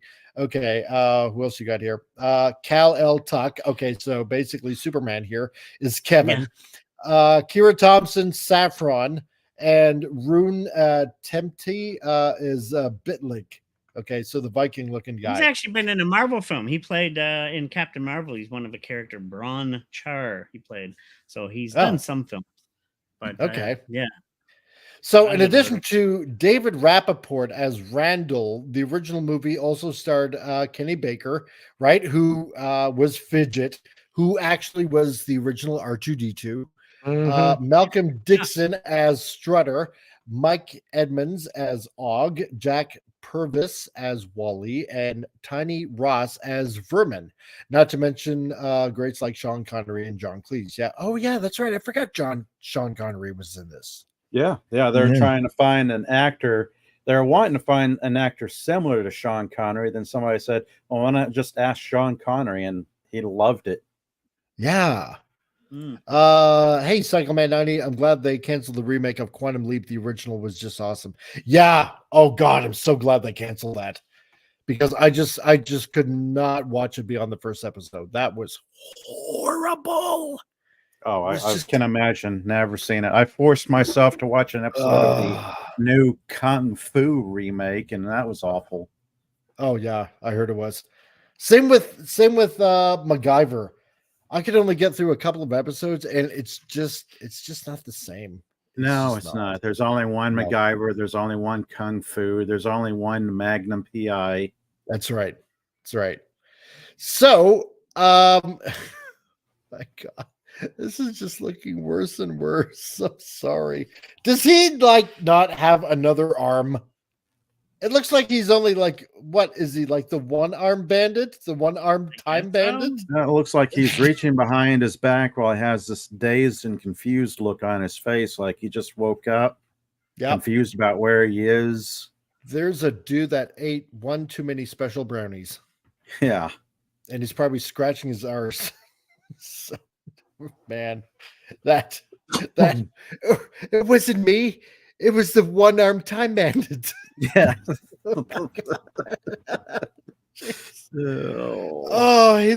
I'm sorry. He looks so dazed and confused. Is he going to have a mechanical arm? I don't know. Probably.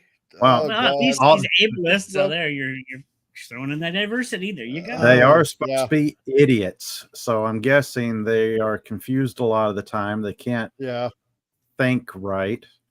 talk about original ideas, but if you want a remake of the classics, well, I don't know. I think the classics should probably just be left alone. That's Yeah. the thing, you know. Yeah, why? Because I don't want a remake of this. No. Or go back and remake the movies that tanked at the box office. Yeah, there you go. There are a lot Remake of good those. movies that tanked at the box office during the 70s and 80s that had an interesting idea, maybe an interesting premise, but it just didn't make it across the line. Yeah, I'd be okay with that. Yeah. You know, try to make it better. So, Hawk the Slayer. I was about Remake. to say, Hawk the Slayer. Yeah, Yeah, or nice. Yeah. or Captain Marvel. Yeah. Yeah, Deathstalker remake. Let's go. Yeah, let's do that. Oh my god, yes. Dormammu. So wait, they wanted an A-lister comparable to Sean Connery, and the best they could do is now a D-lister, but A in the 90s, Lisa Kudrow. Yes. Yes. That's what they did. That's 100% what they did. And Different hey, Gap, time. not a problem. Sorry, I've been quiet. I've been working on my script. Hey, not a problem, dude. It's Oh. all good. Very cool. Yeah, the script is a lesbian transformer, bisexual transformer, medic time bandit. There we go. Super. I can't wait to see it. So, oh my God. Yeah, let's remake Cage Teeth with more nudity. Oh my God. Right. Let's make it happen. Yeah, so no, I don't think this is why I think they shouldn't remake classic movies. Okay, because first of all, you're never gonna they should re-release classic movies. I mean, look, they've just done it with the Transformers the movie, right? That's back out in the movie theaters. Not a problem with that. That's great, right? I think in some theaters they put out Star Wars Episode 1 again, right? Which is great, right? You don't have to remake them. They stand perfectly well on their own, right? Just upgrade the resolution, make it 4K or whatever, up the sound a little bit better, and boom. Apparently, apparently they're doing that to Phantom Menace. They're gonna like remaster it and release it like as a new version. But make some money off of a 20-year-old movie, but hey. But leave classics alone, because you know what you're going to do? You're going to exercise the minds of writers to actually come up with an original idea to put something out in Hollywood in movie theaters. That's what you're going to end up forcing your writers to do. Then you're going to find out who your A-list writers are, who your A-list producers and directors are. You're going to find out who your A-list actors and actresses are. You're going to basically like sorting the wheat from the chaff, so to speak, in a biblical sense that way. You're going to find out who you can fire and who you can keep. And then you're going to hopefully put out, not everyone's going to be a winner, but hopefully you're going to put out some really banging material that's probably never seen before. That's just my thought on that. And do you know sometimes it's hard to get theatrical releases for films, I find? Blade Runner took forever to come to DVD and Blu-ray. Blade Runner was like years. And then do you know the original copy of Star Wars, the first one in the 70s, that is only found on Laserdisc. You can't actually find the theatrical version. That's very hard to find. They say Laserdisc is the only version that you can find it on. It's never been released exactly as the theatrical version. It's very hard to find. So that's the thing. Sometimes just give us the originals and stuff. It's like, come on. We don't want remakes of these. We want remastered, make things look better and stuff and sound better. But that's all. Don't touch the way it was done. There's that group of Star Wars fans who have been going through and finding the original negatives and digitizing them, cleaning them up, adjusting the color saturation and all that. They're hard to find, but I got a few of them actually. Yeah, they're you can find them and download them online, but it's like they're hard to find. Yeah, it is. Vince says, rarely does a movie need a remake, especially if they don't add anything worthwhile. True. Noticeable exceptions are The Thing, plays place the action on the right people to the original movie. Yep. Right, Cape Fear totally overhauled the story. Yep. I agree. Number one best remake, The Mummy with Brendan Fraser. Yeah. Wait, there was a Thing remake? Yes. I forgot. I didn't.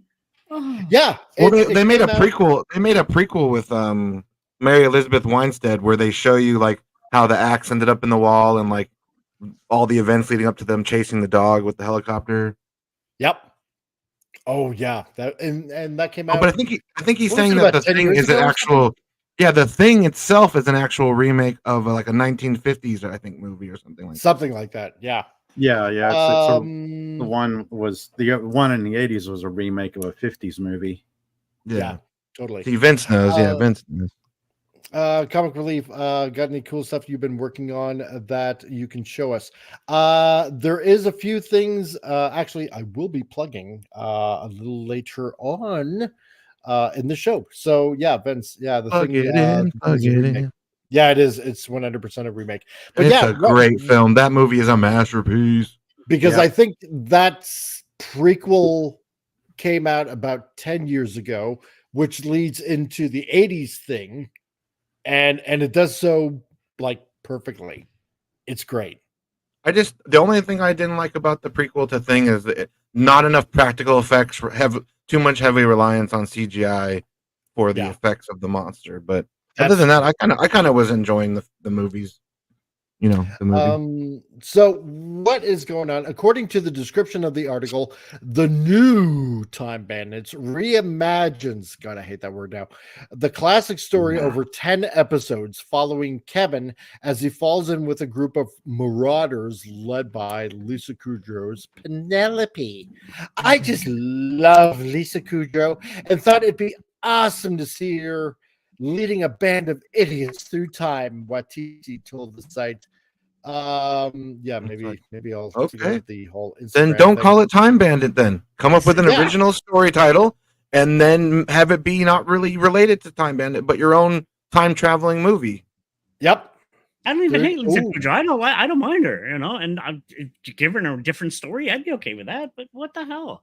Yeah, like if this wasn't attached to Time Bandit at all, and we were just looking at this as a Taika Waititi time traveling movie, it doesn't sound as horrible as a Time Bandit remake where they take away everything. Exactly. But the fact that they admit that it's Time Bandit, but they want to change everything about it that made it Time Bandit, the part that I don't like. No. So now there's a big controversy going on about this show that Charlene Yee also stars in the series as Judy and recently posted to social media that she was physically assaulted and psychologically abused on the set of Waititi's Time Bandits. What? Oh my God. Okay. Well, here's the thing. We're going to show that from her Instagram right now. From Charlene Yee. Time Bandits Part 2. My abuser pressed his body on me from behind to the point I had to dig my feet into the ground to keep my stance during rehearsals and filming. I tried to shove him off and he pushed down harder and harder till I felt my lower back compress, sending sharp pains through my whole body. I went into shock and denial. He did this multiple times and I disassociated. When I went to the bathroom to throw up from the pain, he asked me where I was going, something he had never asked. The doc on set gave me codeine for my chronic pain, but that only made me numb and high. That did not fix my injury nor protect me from my abuser. At a later day, my abuser entered my hair and made up and makeup trailer, which he had a different trailer. He dropped off a jar of honey in front of me without eye contact and walked away. I asked, "What is this for?" And he replied on his exit that it was a gift, and everyone awed. He wanted to publicly control his image after the abuse. Covert narcissism. Wow. And the abuse did not stop. He again pressed his body on me again, knowing my injury, and changed blocking where we stand during filming, even though he would ruin it would ruin continuity, narcissism, and abuse. He passed by my waiting tent laughing, and he made loud comments to others so I could hear, laughing about reporting him to HR. I was stonewalled, told to be grateful for being on a high production set by a producer, told my back would be fine, minimalizing the physical assaults. I told them I was scared, could barely stand upright without being in chronic pain, and mentally was not doing well, shaking in panic attacks, unable to make it on set, vomiting, unable to sleep because of flashbacks, and losing hair. Wow, this sounds like really, really extreme. Oh.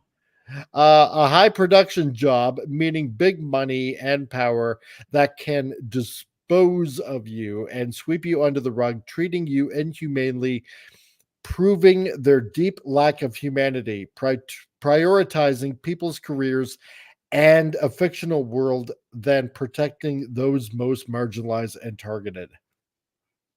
Dang. So she got fired? Yeah, she probably did get fired. Wow. I'm wondering if that's about Taika. I mean, if I it really wonder. happened and it bothered you that much, say his name then. Yeah, might as well. So yeah, just as I read, yeah, I was not safe, supported, or protected. I was physically assaulted multiple times by an actor. Oh, by an actor, as well as psychologically abused. The 38-year-old actor and comedian posted to Instagram. Ye further claimed that she was gaslit by co-workers, producers, and HR, coerced to quit, and denied workers' compensation for the back injury and PTSD she allegedly sustained during filming. Wow. Dang. So I'm tired of being met with retaliation for protecting my life and others, Yi wrote, adding that she was also seeking a lawyer and a new manager. Well, good for her. Like, honestly, good for her. Yeah, a Paramount TV spokesperson told EW.com, the safety of our cast and crew is very important to us, and we take all concerns that are raised to us seriously. At the time of the complaint, Paramount Television Studios conducted a full investigation regarding allegations that were brought to our attention. And while all investigations are confidential and we cannot comment on specifics, additional steps were taken to address concerns. Basically, we're not going to tell you who the actor is because, you know, they're an actor and this is just basically some lowly extra. No. But we took care of the problem. Well, gee. Call them out. Totally call them out. 100% call them out. And hey, Loki, some things never change. Either way, Hollywood never changes. That's right. 100%, dude. Never changes, you know, because, you know, if you're somebody, then basically you're not told out on anything you do. 100%. I mean, you're on a Taika Waititi set. That man doesn't take his job seriously. He plays at being a director. When they're on the set, I've seen the Thor stuff. He's not really paying attention or really, focused or dialed in. I mean, really, if this was a dude that actually cared, would this be Time Bandits? A new Time Bandits? No, 100%. Taika Waititi doesn't give two craps. He's just garbage. He's a receding piece of dog crap. Is basically what he is. You know, Vince says, too bad some women have made it hard to just list and believe. So until something more tangible comes out, I won't believe anything in those regards. Yep. I mean, real shit. It's like The Boy Who Cried Wolf at this point. We had so many things, and it's like some were true, some weren't. So it's hard to decipher if you're really telling the truth or not. And it sucks that that's the way it is. But the Johnny Depp stuff right there. That's right. And hey, Dad, man, nice to see you, dude.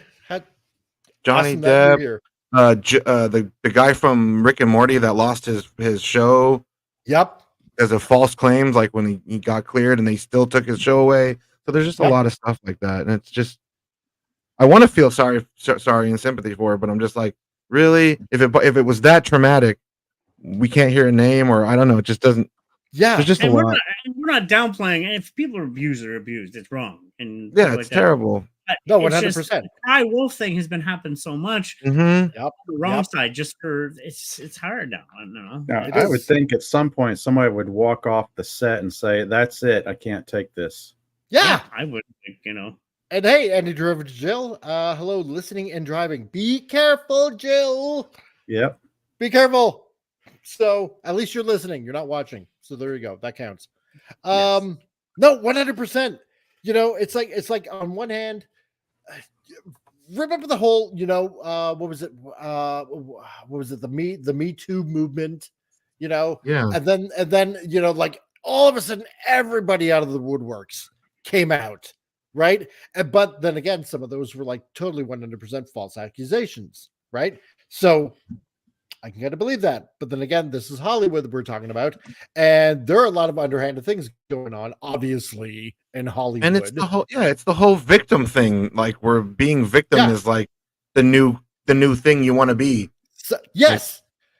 So do I believe what this person is saying or not? Maybe more than likely it probably did happen. I wouldn't be surprised. Yeah. Actually, a name I'll bring up. It turns out he was exonerated as Kevin Spacey. He didn't do anything that he was claimed to do, I guess. Yeah. Yeah. It's like all 100%. fake, but now his career is probably But the still damage ruined. is done. Yeah, the damage is done. Yeah, exactly. Or you look at Sylvester Stallone. He just wanted to get out of Hollywood. He just had enough of Hollywood. And that's why, for example, Tulsa King season 2, that's why it's taking a long time. Because, oh no, he just wanted pretty chicks on set. Have you seen what his wife looks like? Yeah. She's drop dead gorgeous. Like, come on. So And that's why they did him dirty with Rocky. They took Rocky away from him. That was dirty. Exactly. So on one hand, you want to believe, but then again, everybody lies in Hollywood anyway. Mm-hmm. That's why a lot of people are leaving Hollywood. Yeah.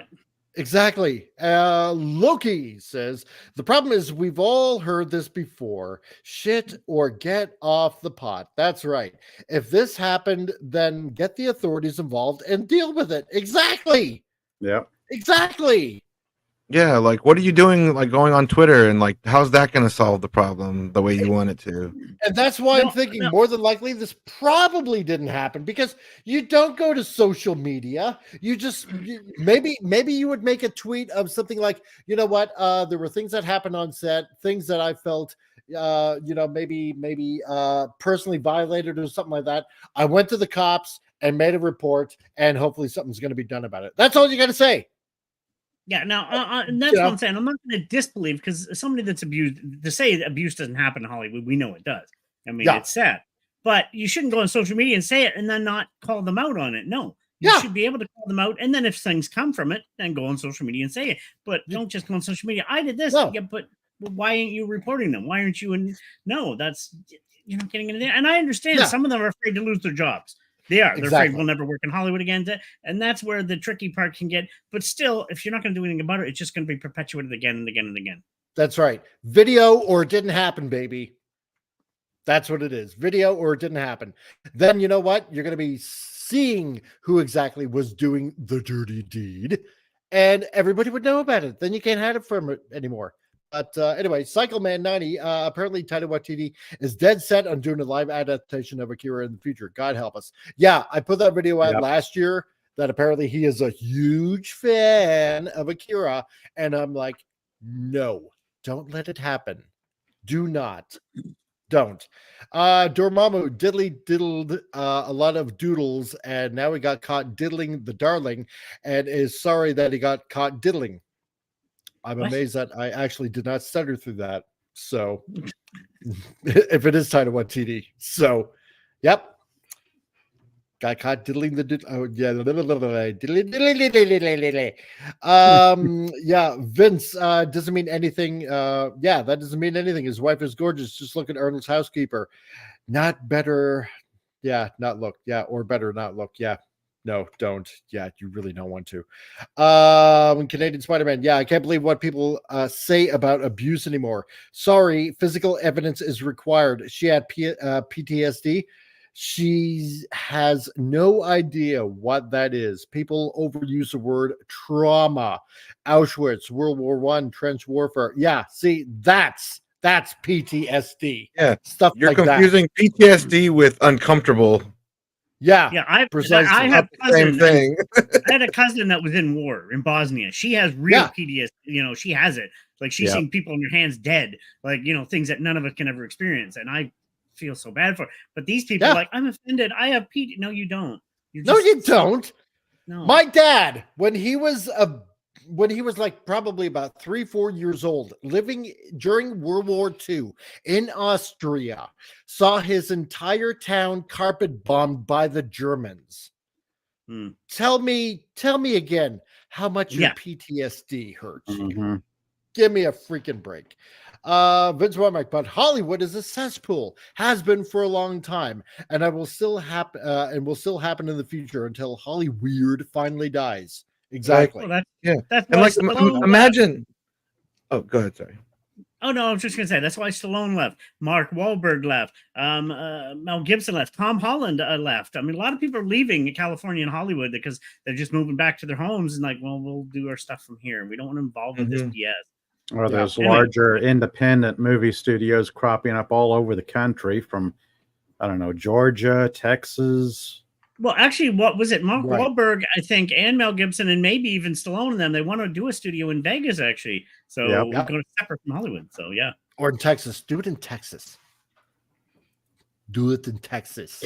So anyway, happy on you. Were going to say something, but I was just gonna say off of what CRC was saying. Like, imagine you have like a group therapy session of a bunch of veterans or people with real PTSD, and then there in walks person. I was uncomfortable, and then my back, and I got PTSD. When like other person are telling war stories, like you were saying, people are being blown up in front of you, and then you got this. It's like I wouldn't even want to speak. No, if I was going to tell that badass story compared to a real story. That's PTSD, right. You know? I'm just gonna leave now. Yeah, somebody complaining about being misgendered, or you didn't use my right pronouns. I'm gonna end it all. Just like being in World War II. That's right. Canadian Spider-Man. I respect Stallone, Holland, and Wahlberg for leaving. Yep, 100%. Yep, 100%. But now we're getting a new Time Bandits that's out on Apple Plus, Apple Plus, whatever. I don't care. It doesn't matter. I'm not going to watch it. Where you don't have doors anymore, you get a diverse crew of people, and the leader, Lisa Kudrow is leading them all, because why not, right? I mean, I guess you got to feed your cats somehow. That pretty much is always how it goes. You could have had a female dwarf be the lead. You could have had a black dwarf guy. Get that guy Cox from Me, Myself, and Irene and Bad Santa. Yeah. I'm sure he would love some work. Oh God, dude, yes, that'd be okay. I'd be okay with that. You know, he's a funny dude, and he's pretty talented. Oh yeah, he's a riot man. But no, because that would just be offensive to give people that are looking for work, like dwarves, not Peter Dinklage, any work whatsoever, because you would just marginalize them. That would just be harmful to them. No, I'm sure they would appreciate a paycheck. But no, this is what we're getting now. And this is imagine not you're whatsoever. Yeah, imagine you're an aspiring little person actor these days, and Time Bandits is like one of your favorite movies, and you think to yourself, God, if they ever remade that, I would love my chance to be in Time Bandits and give my take. Nope. Denied. Can't do that. We're not looking for you. Just like Snow White and the Seven Dwarfs. Nope, can't get that either. It's just no. Oh yeah, this is like PCR said. This picture gives a very Snow White vibes. Yeah, it is. It's 100% Snow White vibes. 100%. And don't forget, what else Taika Waititi said? Yeah, they're a band of idiots. They're a band of idiots. And so you got two females and the rest are dudes, right? So they're all idiots on top of that because you can't have smart men whatsoever, and one woman to lead them all. So there you go. There's your Time Bandits. You're not going to get these Time Bandits anymore. Go watch that one. It's way better. Do you think they're Not my Time Bandits. Do you think they'll get rid of the Somebody else's Time Bandits?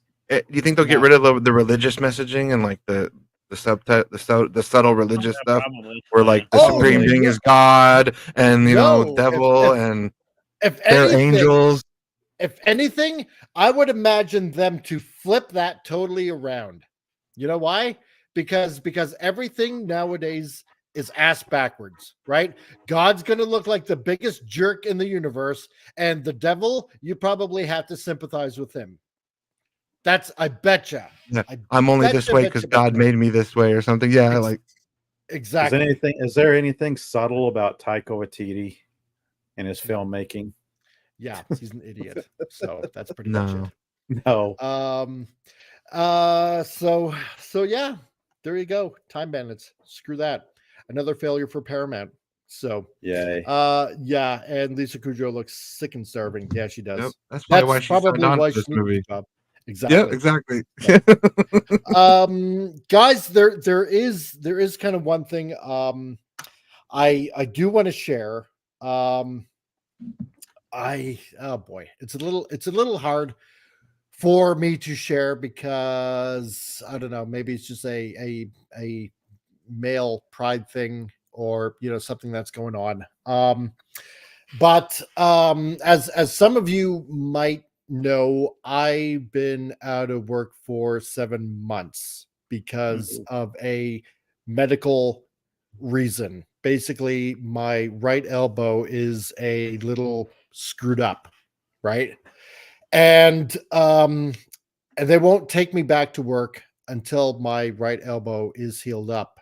And this has been since late October, and it's not exactly healing up well, and it's a little hard for me to do this anyway.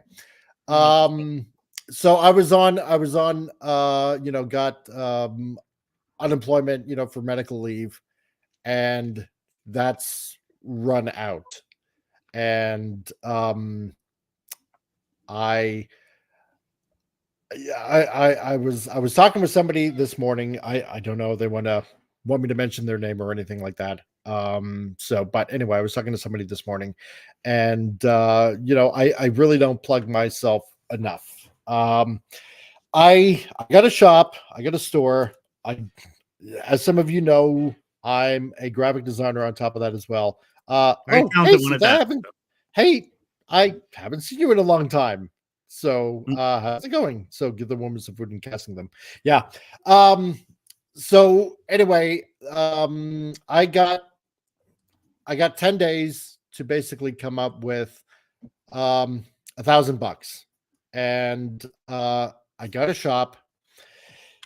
If any of you guys are, I don't know, let's say Transformers fans, for exactly, I got a bunch of posters that I'm selling, okay, and posters and some artwork that I've done for third-party companies. I got that stupid Thanos was right mug on top of that, because let's face it, with the state of with the state of things in the MCU, yeah, you know what? He was right. So eliminate it all. Just get rid of it. So there's that too. I also got t-shirts on the website as well. So, white or black, whatever the size, if you want a t-shirt from this channel, go ahead. There's the link in the chat. And hey, Tina, the Naughty Dragon, hello to you. Nice to see you here, man. Woman, dragon, whatever. I'm not biased. So yeah. There's also shirts that I am selling as well. Like for example, some questions that are asked on Star Trek channels, like what some people have said. what would Kirk do in this situation? Well, heck, you might as well just capitalize on that. So there's a Star Trek shirt out for you. I plan on making more. And I just took the whole, WWJD kind of theme, right? What would Jesus do? Well, in this case, what would Kirk do? So I'll try to get up to maybe 2 extra large if I can in this one, and it's done in command gold, I suppose you would kind of call it in the Star Trek plethora of things. And again, because again, I'm a Transformers nerd. On top of that, I kind of did the same thing with Optimus, like this. What would Optimus do? Stuff like that, and is kind of classic blue, or on top of that, or prime red, as I like to call it, stuff like that. If you just want to do something kind of funny, which is kind of like stuff that I'm putting together pretty quickly here. Or if there's a design that you need or logo done. For example, like I've helped out people like Pope Metallicus the First, Canadian Spider-Man also knows as well, done his little avatar. Vinyl Revival with their YouTube channel. If there's anything that you need done, you know what? I'm plugging myself. That's basically what. Dude, you got to do it more often. I agree. You got to do it. Yeah, you got to do it. So I'd add that the prices are very reasonable as well. Yes, and those prices also on top of that, they also include shipping. So that includes shipping too, directly to you. That's even better. Holy crap. Yeah. So sadly I can't afford the $700 sure I would take those aerial bots into my home. Hey dude, that's yeah, I looked at those. I was like, man, I wish I had money. They look nice. So yeah, those are the Fans Toys aerial bots. So yeah. But if you guys want, I know basically it's like, part of me thinks of it as shilling, but you got to advertise yourself more often. So if you want, get a hold of me, leave a message for me on this channel. Links are down below. Get a hold of me on Facebook, get a hold of me on X. You know how to get rid of me and just say, hey, Mike, I want that t-shirt. I want that mug, or that poster or whatever. And the link is put in the chat, I noticed, and I put it in the X as well, so you can check it out there. So yeah. So there you go. Like I said before, I don't advertise myself too often. It always seems like I am advertising everybody else out there. Like Flip City Magazine or Al Nickerson, and I don't mind doing that whatsoever. But I do need to advertise myself a little bit more, and hey, I will try to work with your budget. So that's what I do. So as a graphic designer. So there you go. That being said, Appion, you got anything you want to plug, dude? Sure, man. Thanks for having me. Glad to be back after a missed Friday. It was a fun show. I've got in an hour, me and my buddy Padawannabe are going to watch another season of Trailer Park Boys. We're on season 4. I've seen it a million times, but he's never watched it before, so my co-host is like going through a first-time watching type of thing. And then on Thursday, I'm going to watch House of the Dragon season 1 again to get ready for season 2 that's almost out. And me and Padawannabe will be watching that over on the channel at around 3 p.m. Pacific time as well. And then, and then Sunday, me, Carla Burton, and Padawannabe will probably watch Role Models with Paul Rudd and Sean William Scott. A great comedy movie. Back when they made good comedy movies. And then that's all I pretty much have to plug. More Shadows of the Tomb Raider that I'm playing. And that's it. Thanks for having me. Great. Yeah, it's all good, dude. Pop Culture Republic. Oh, yes. Yes, you. Goodness. Crazy busy month. Not too much planned for the rest of the week. Normally I do just reviews, chats about anything pop culture related, TV shows, movies, books, comic books, a little bit of everything. Let's see what I've got coming up. Let's see. Oh yes, I've got live stream came up on the Saturday, comic book related. Doing pretty well, keeping all my comic book related content on Saturday afternoons. Then just whatever on Monday evenings, and then Mondays and Wednesday evenings for my regular live streams, as I like to joke, weaponizing my insomnia. Keep playing around with the idea of doing a Friday show, but I don't know if I have the free time for that yet. And that's pretty much what's going on with me. Awesome. Any more comic books that you've found? Nothing new, but I'm going to, since Saturday is the 25th, that will be real Star Wars Day, and I'll be checking out Star Wars comic books or Star Wars and print media, comic books, graphic novels, things like that. Nice. Every day is Star Wars Day for me. Every day is Star Wars Day. Yes. Every day. Except when Disney bought it. Yeah. The corporatized May the 4th be with you. Like, no. I It know, was right? May 25th, 1977. Yep. A day that will live in infamy. Tom.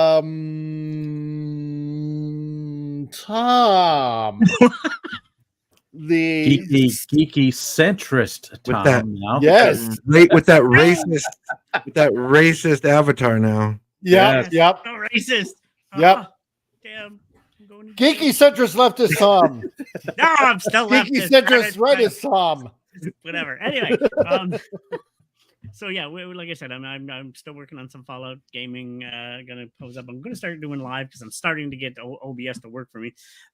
We did remember me and Jessica do an episode every 2 weeks. This one's emotional because I actually deal about body ideals, body types and stuff. And we talk a lot about here about like it seems like Lizzo or Tess Holiday. Look, I'm healthy. No, you're not.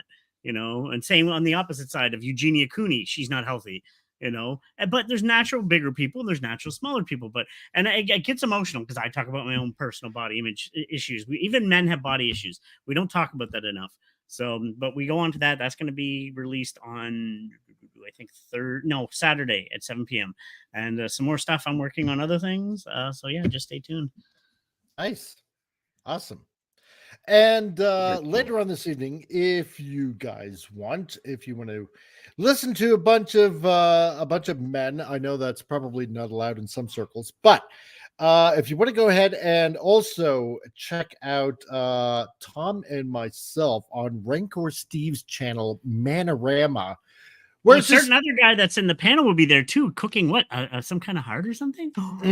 Yes, like Canadian Spider-Man. The only man that I know that can take wildlife and deep fry a deer heart and eat it live. Yeah, he will. On the show. He will. I know, right? Talk about the manliest thing I've ever seen anybody do live on a show. If you want to check out Rancor Steve's channel, Manorama, that's going to be on later on tonight at 7 o'clock Pacific, which would be, I believe, 10 Eastern, 11 Atlantic. For Manorama. It's worth it. Yeah, and it's totally worth it. And and watch the show. It's a bunch of men talking about men stuff, and a society that seems to hate men. Basically. Yeah. So taking manhood back. So if you want, check it out on Rumble, or if you know Rancor Steve's channel on the YouTubes, then hey, watch on the YouTubes and check it out there. So it is a fun show. It is literally a fun show. And there's a reason why we call Rancor Steve Short Bus on the show. So there you go. Oh, yeah, I'm sitting. No, it's all good. Trust me, it's all good. I've never heard that one. Now I can use that against him now. Oh yes. Well, now you know. So yeah, we all got our call names. We got to wait on Gary. He had one for me. I forget what it was now. Yeah. We got to wait on Gary Ambrosia to come up with more call signs on Manorama. So I'm known as Atlas, and Steve is known as Short Bus. And so everybody eventually gets short named call signs on the show. Yeah, it's a good fun time. So check it out. You might be pleasantly surprised. surprised on what happens there. So, but anyway, guys, hey, thank you very much for sticking around, for listening to us rambling on, and if you can, there's the email down on the bottom if you need anything done or if you want to buy anything that I got in my shop. So, or anything else for that matter. Follow these guys around. And Titan says, Tom strikes me as a classic liberal and not a leftist. He's too sane for that. There you go. Moist. There you go. Moist. So, but guys, we will we will see you again on Friday. So to everyone out there, be excellent to each other. And party on!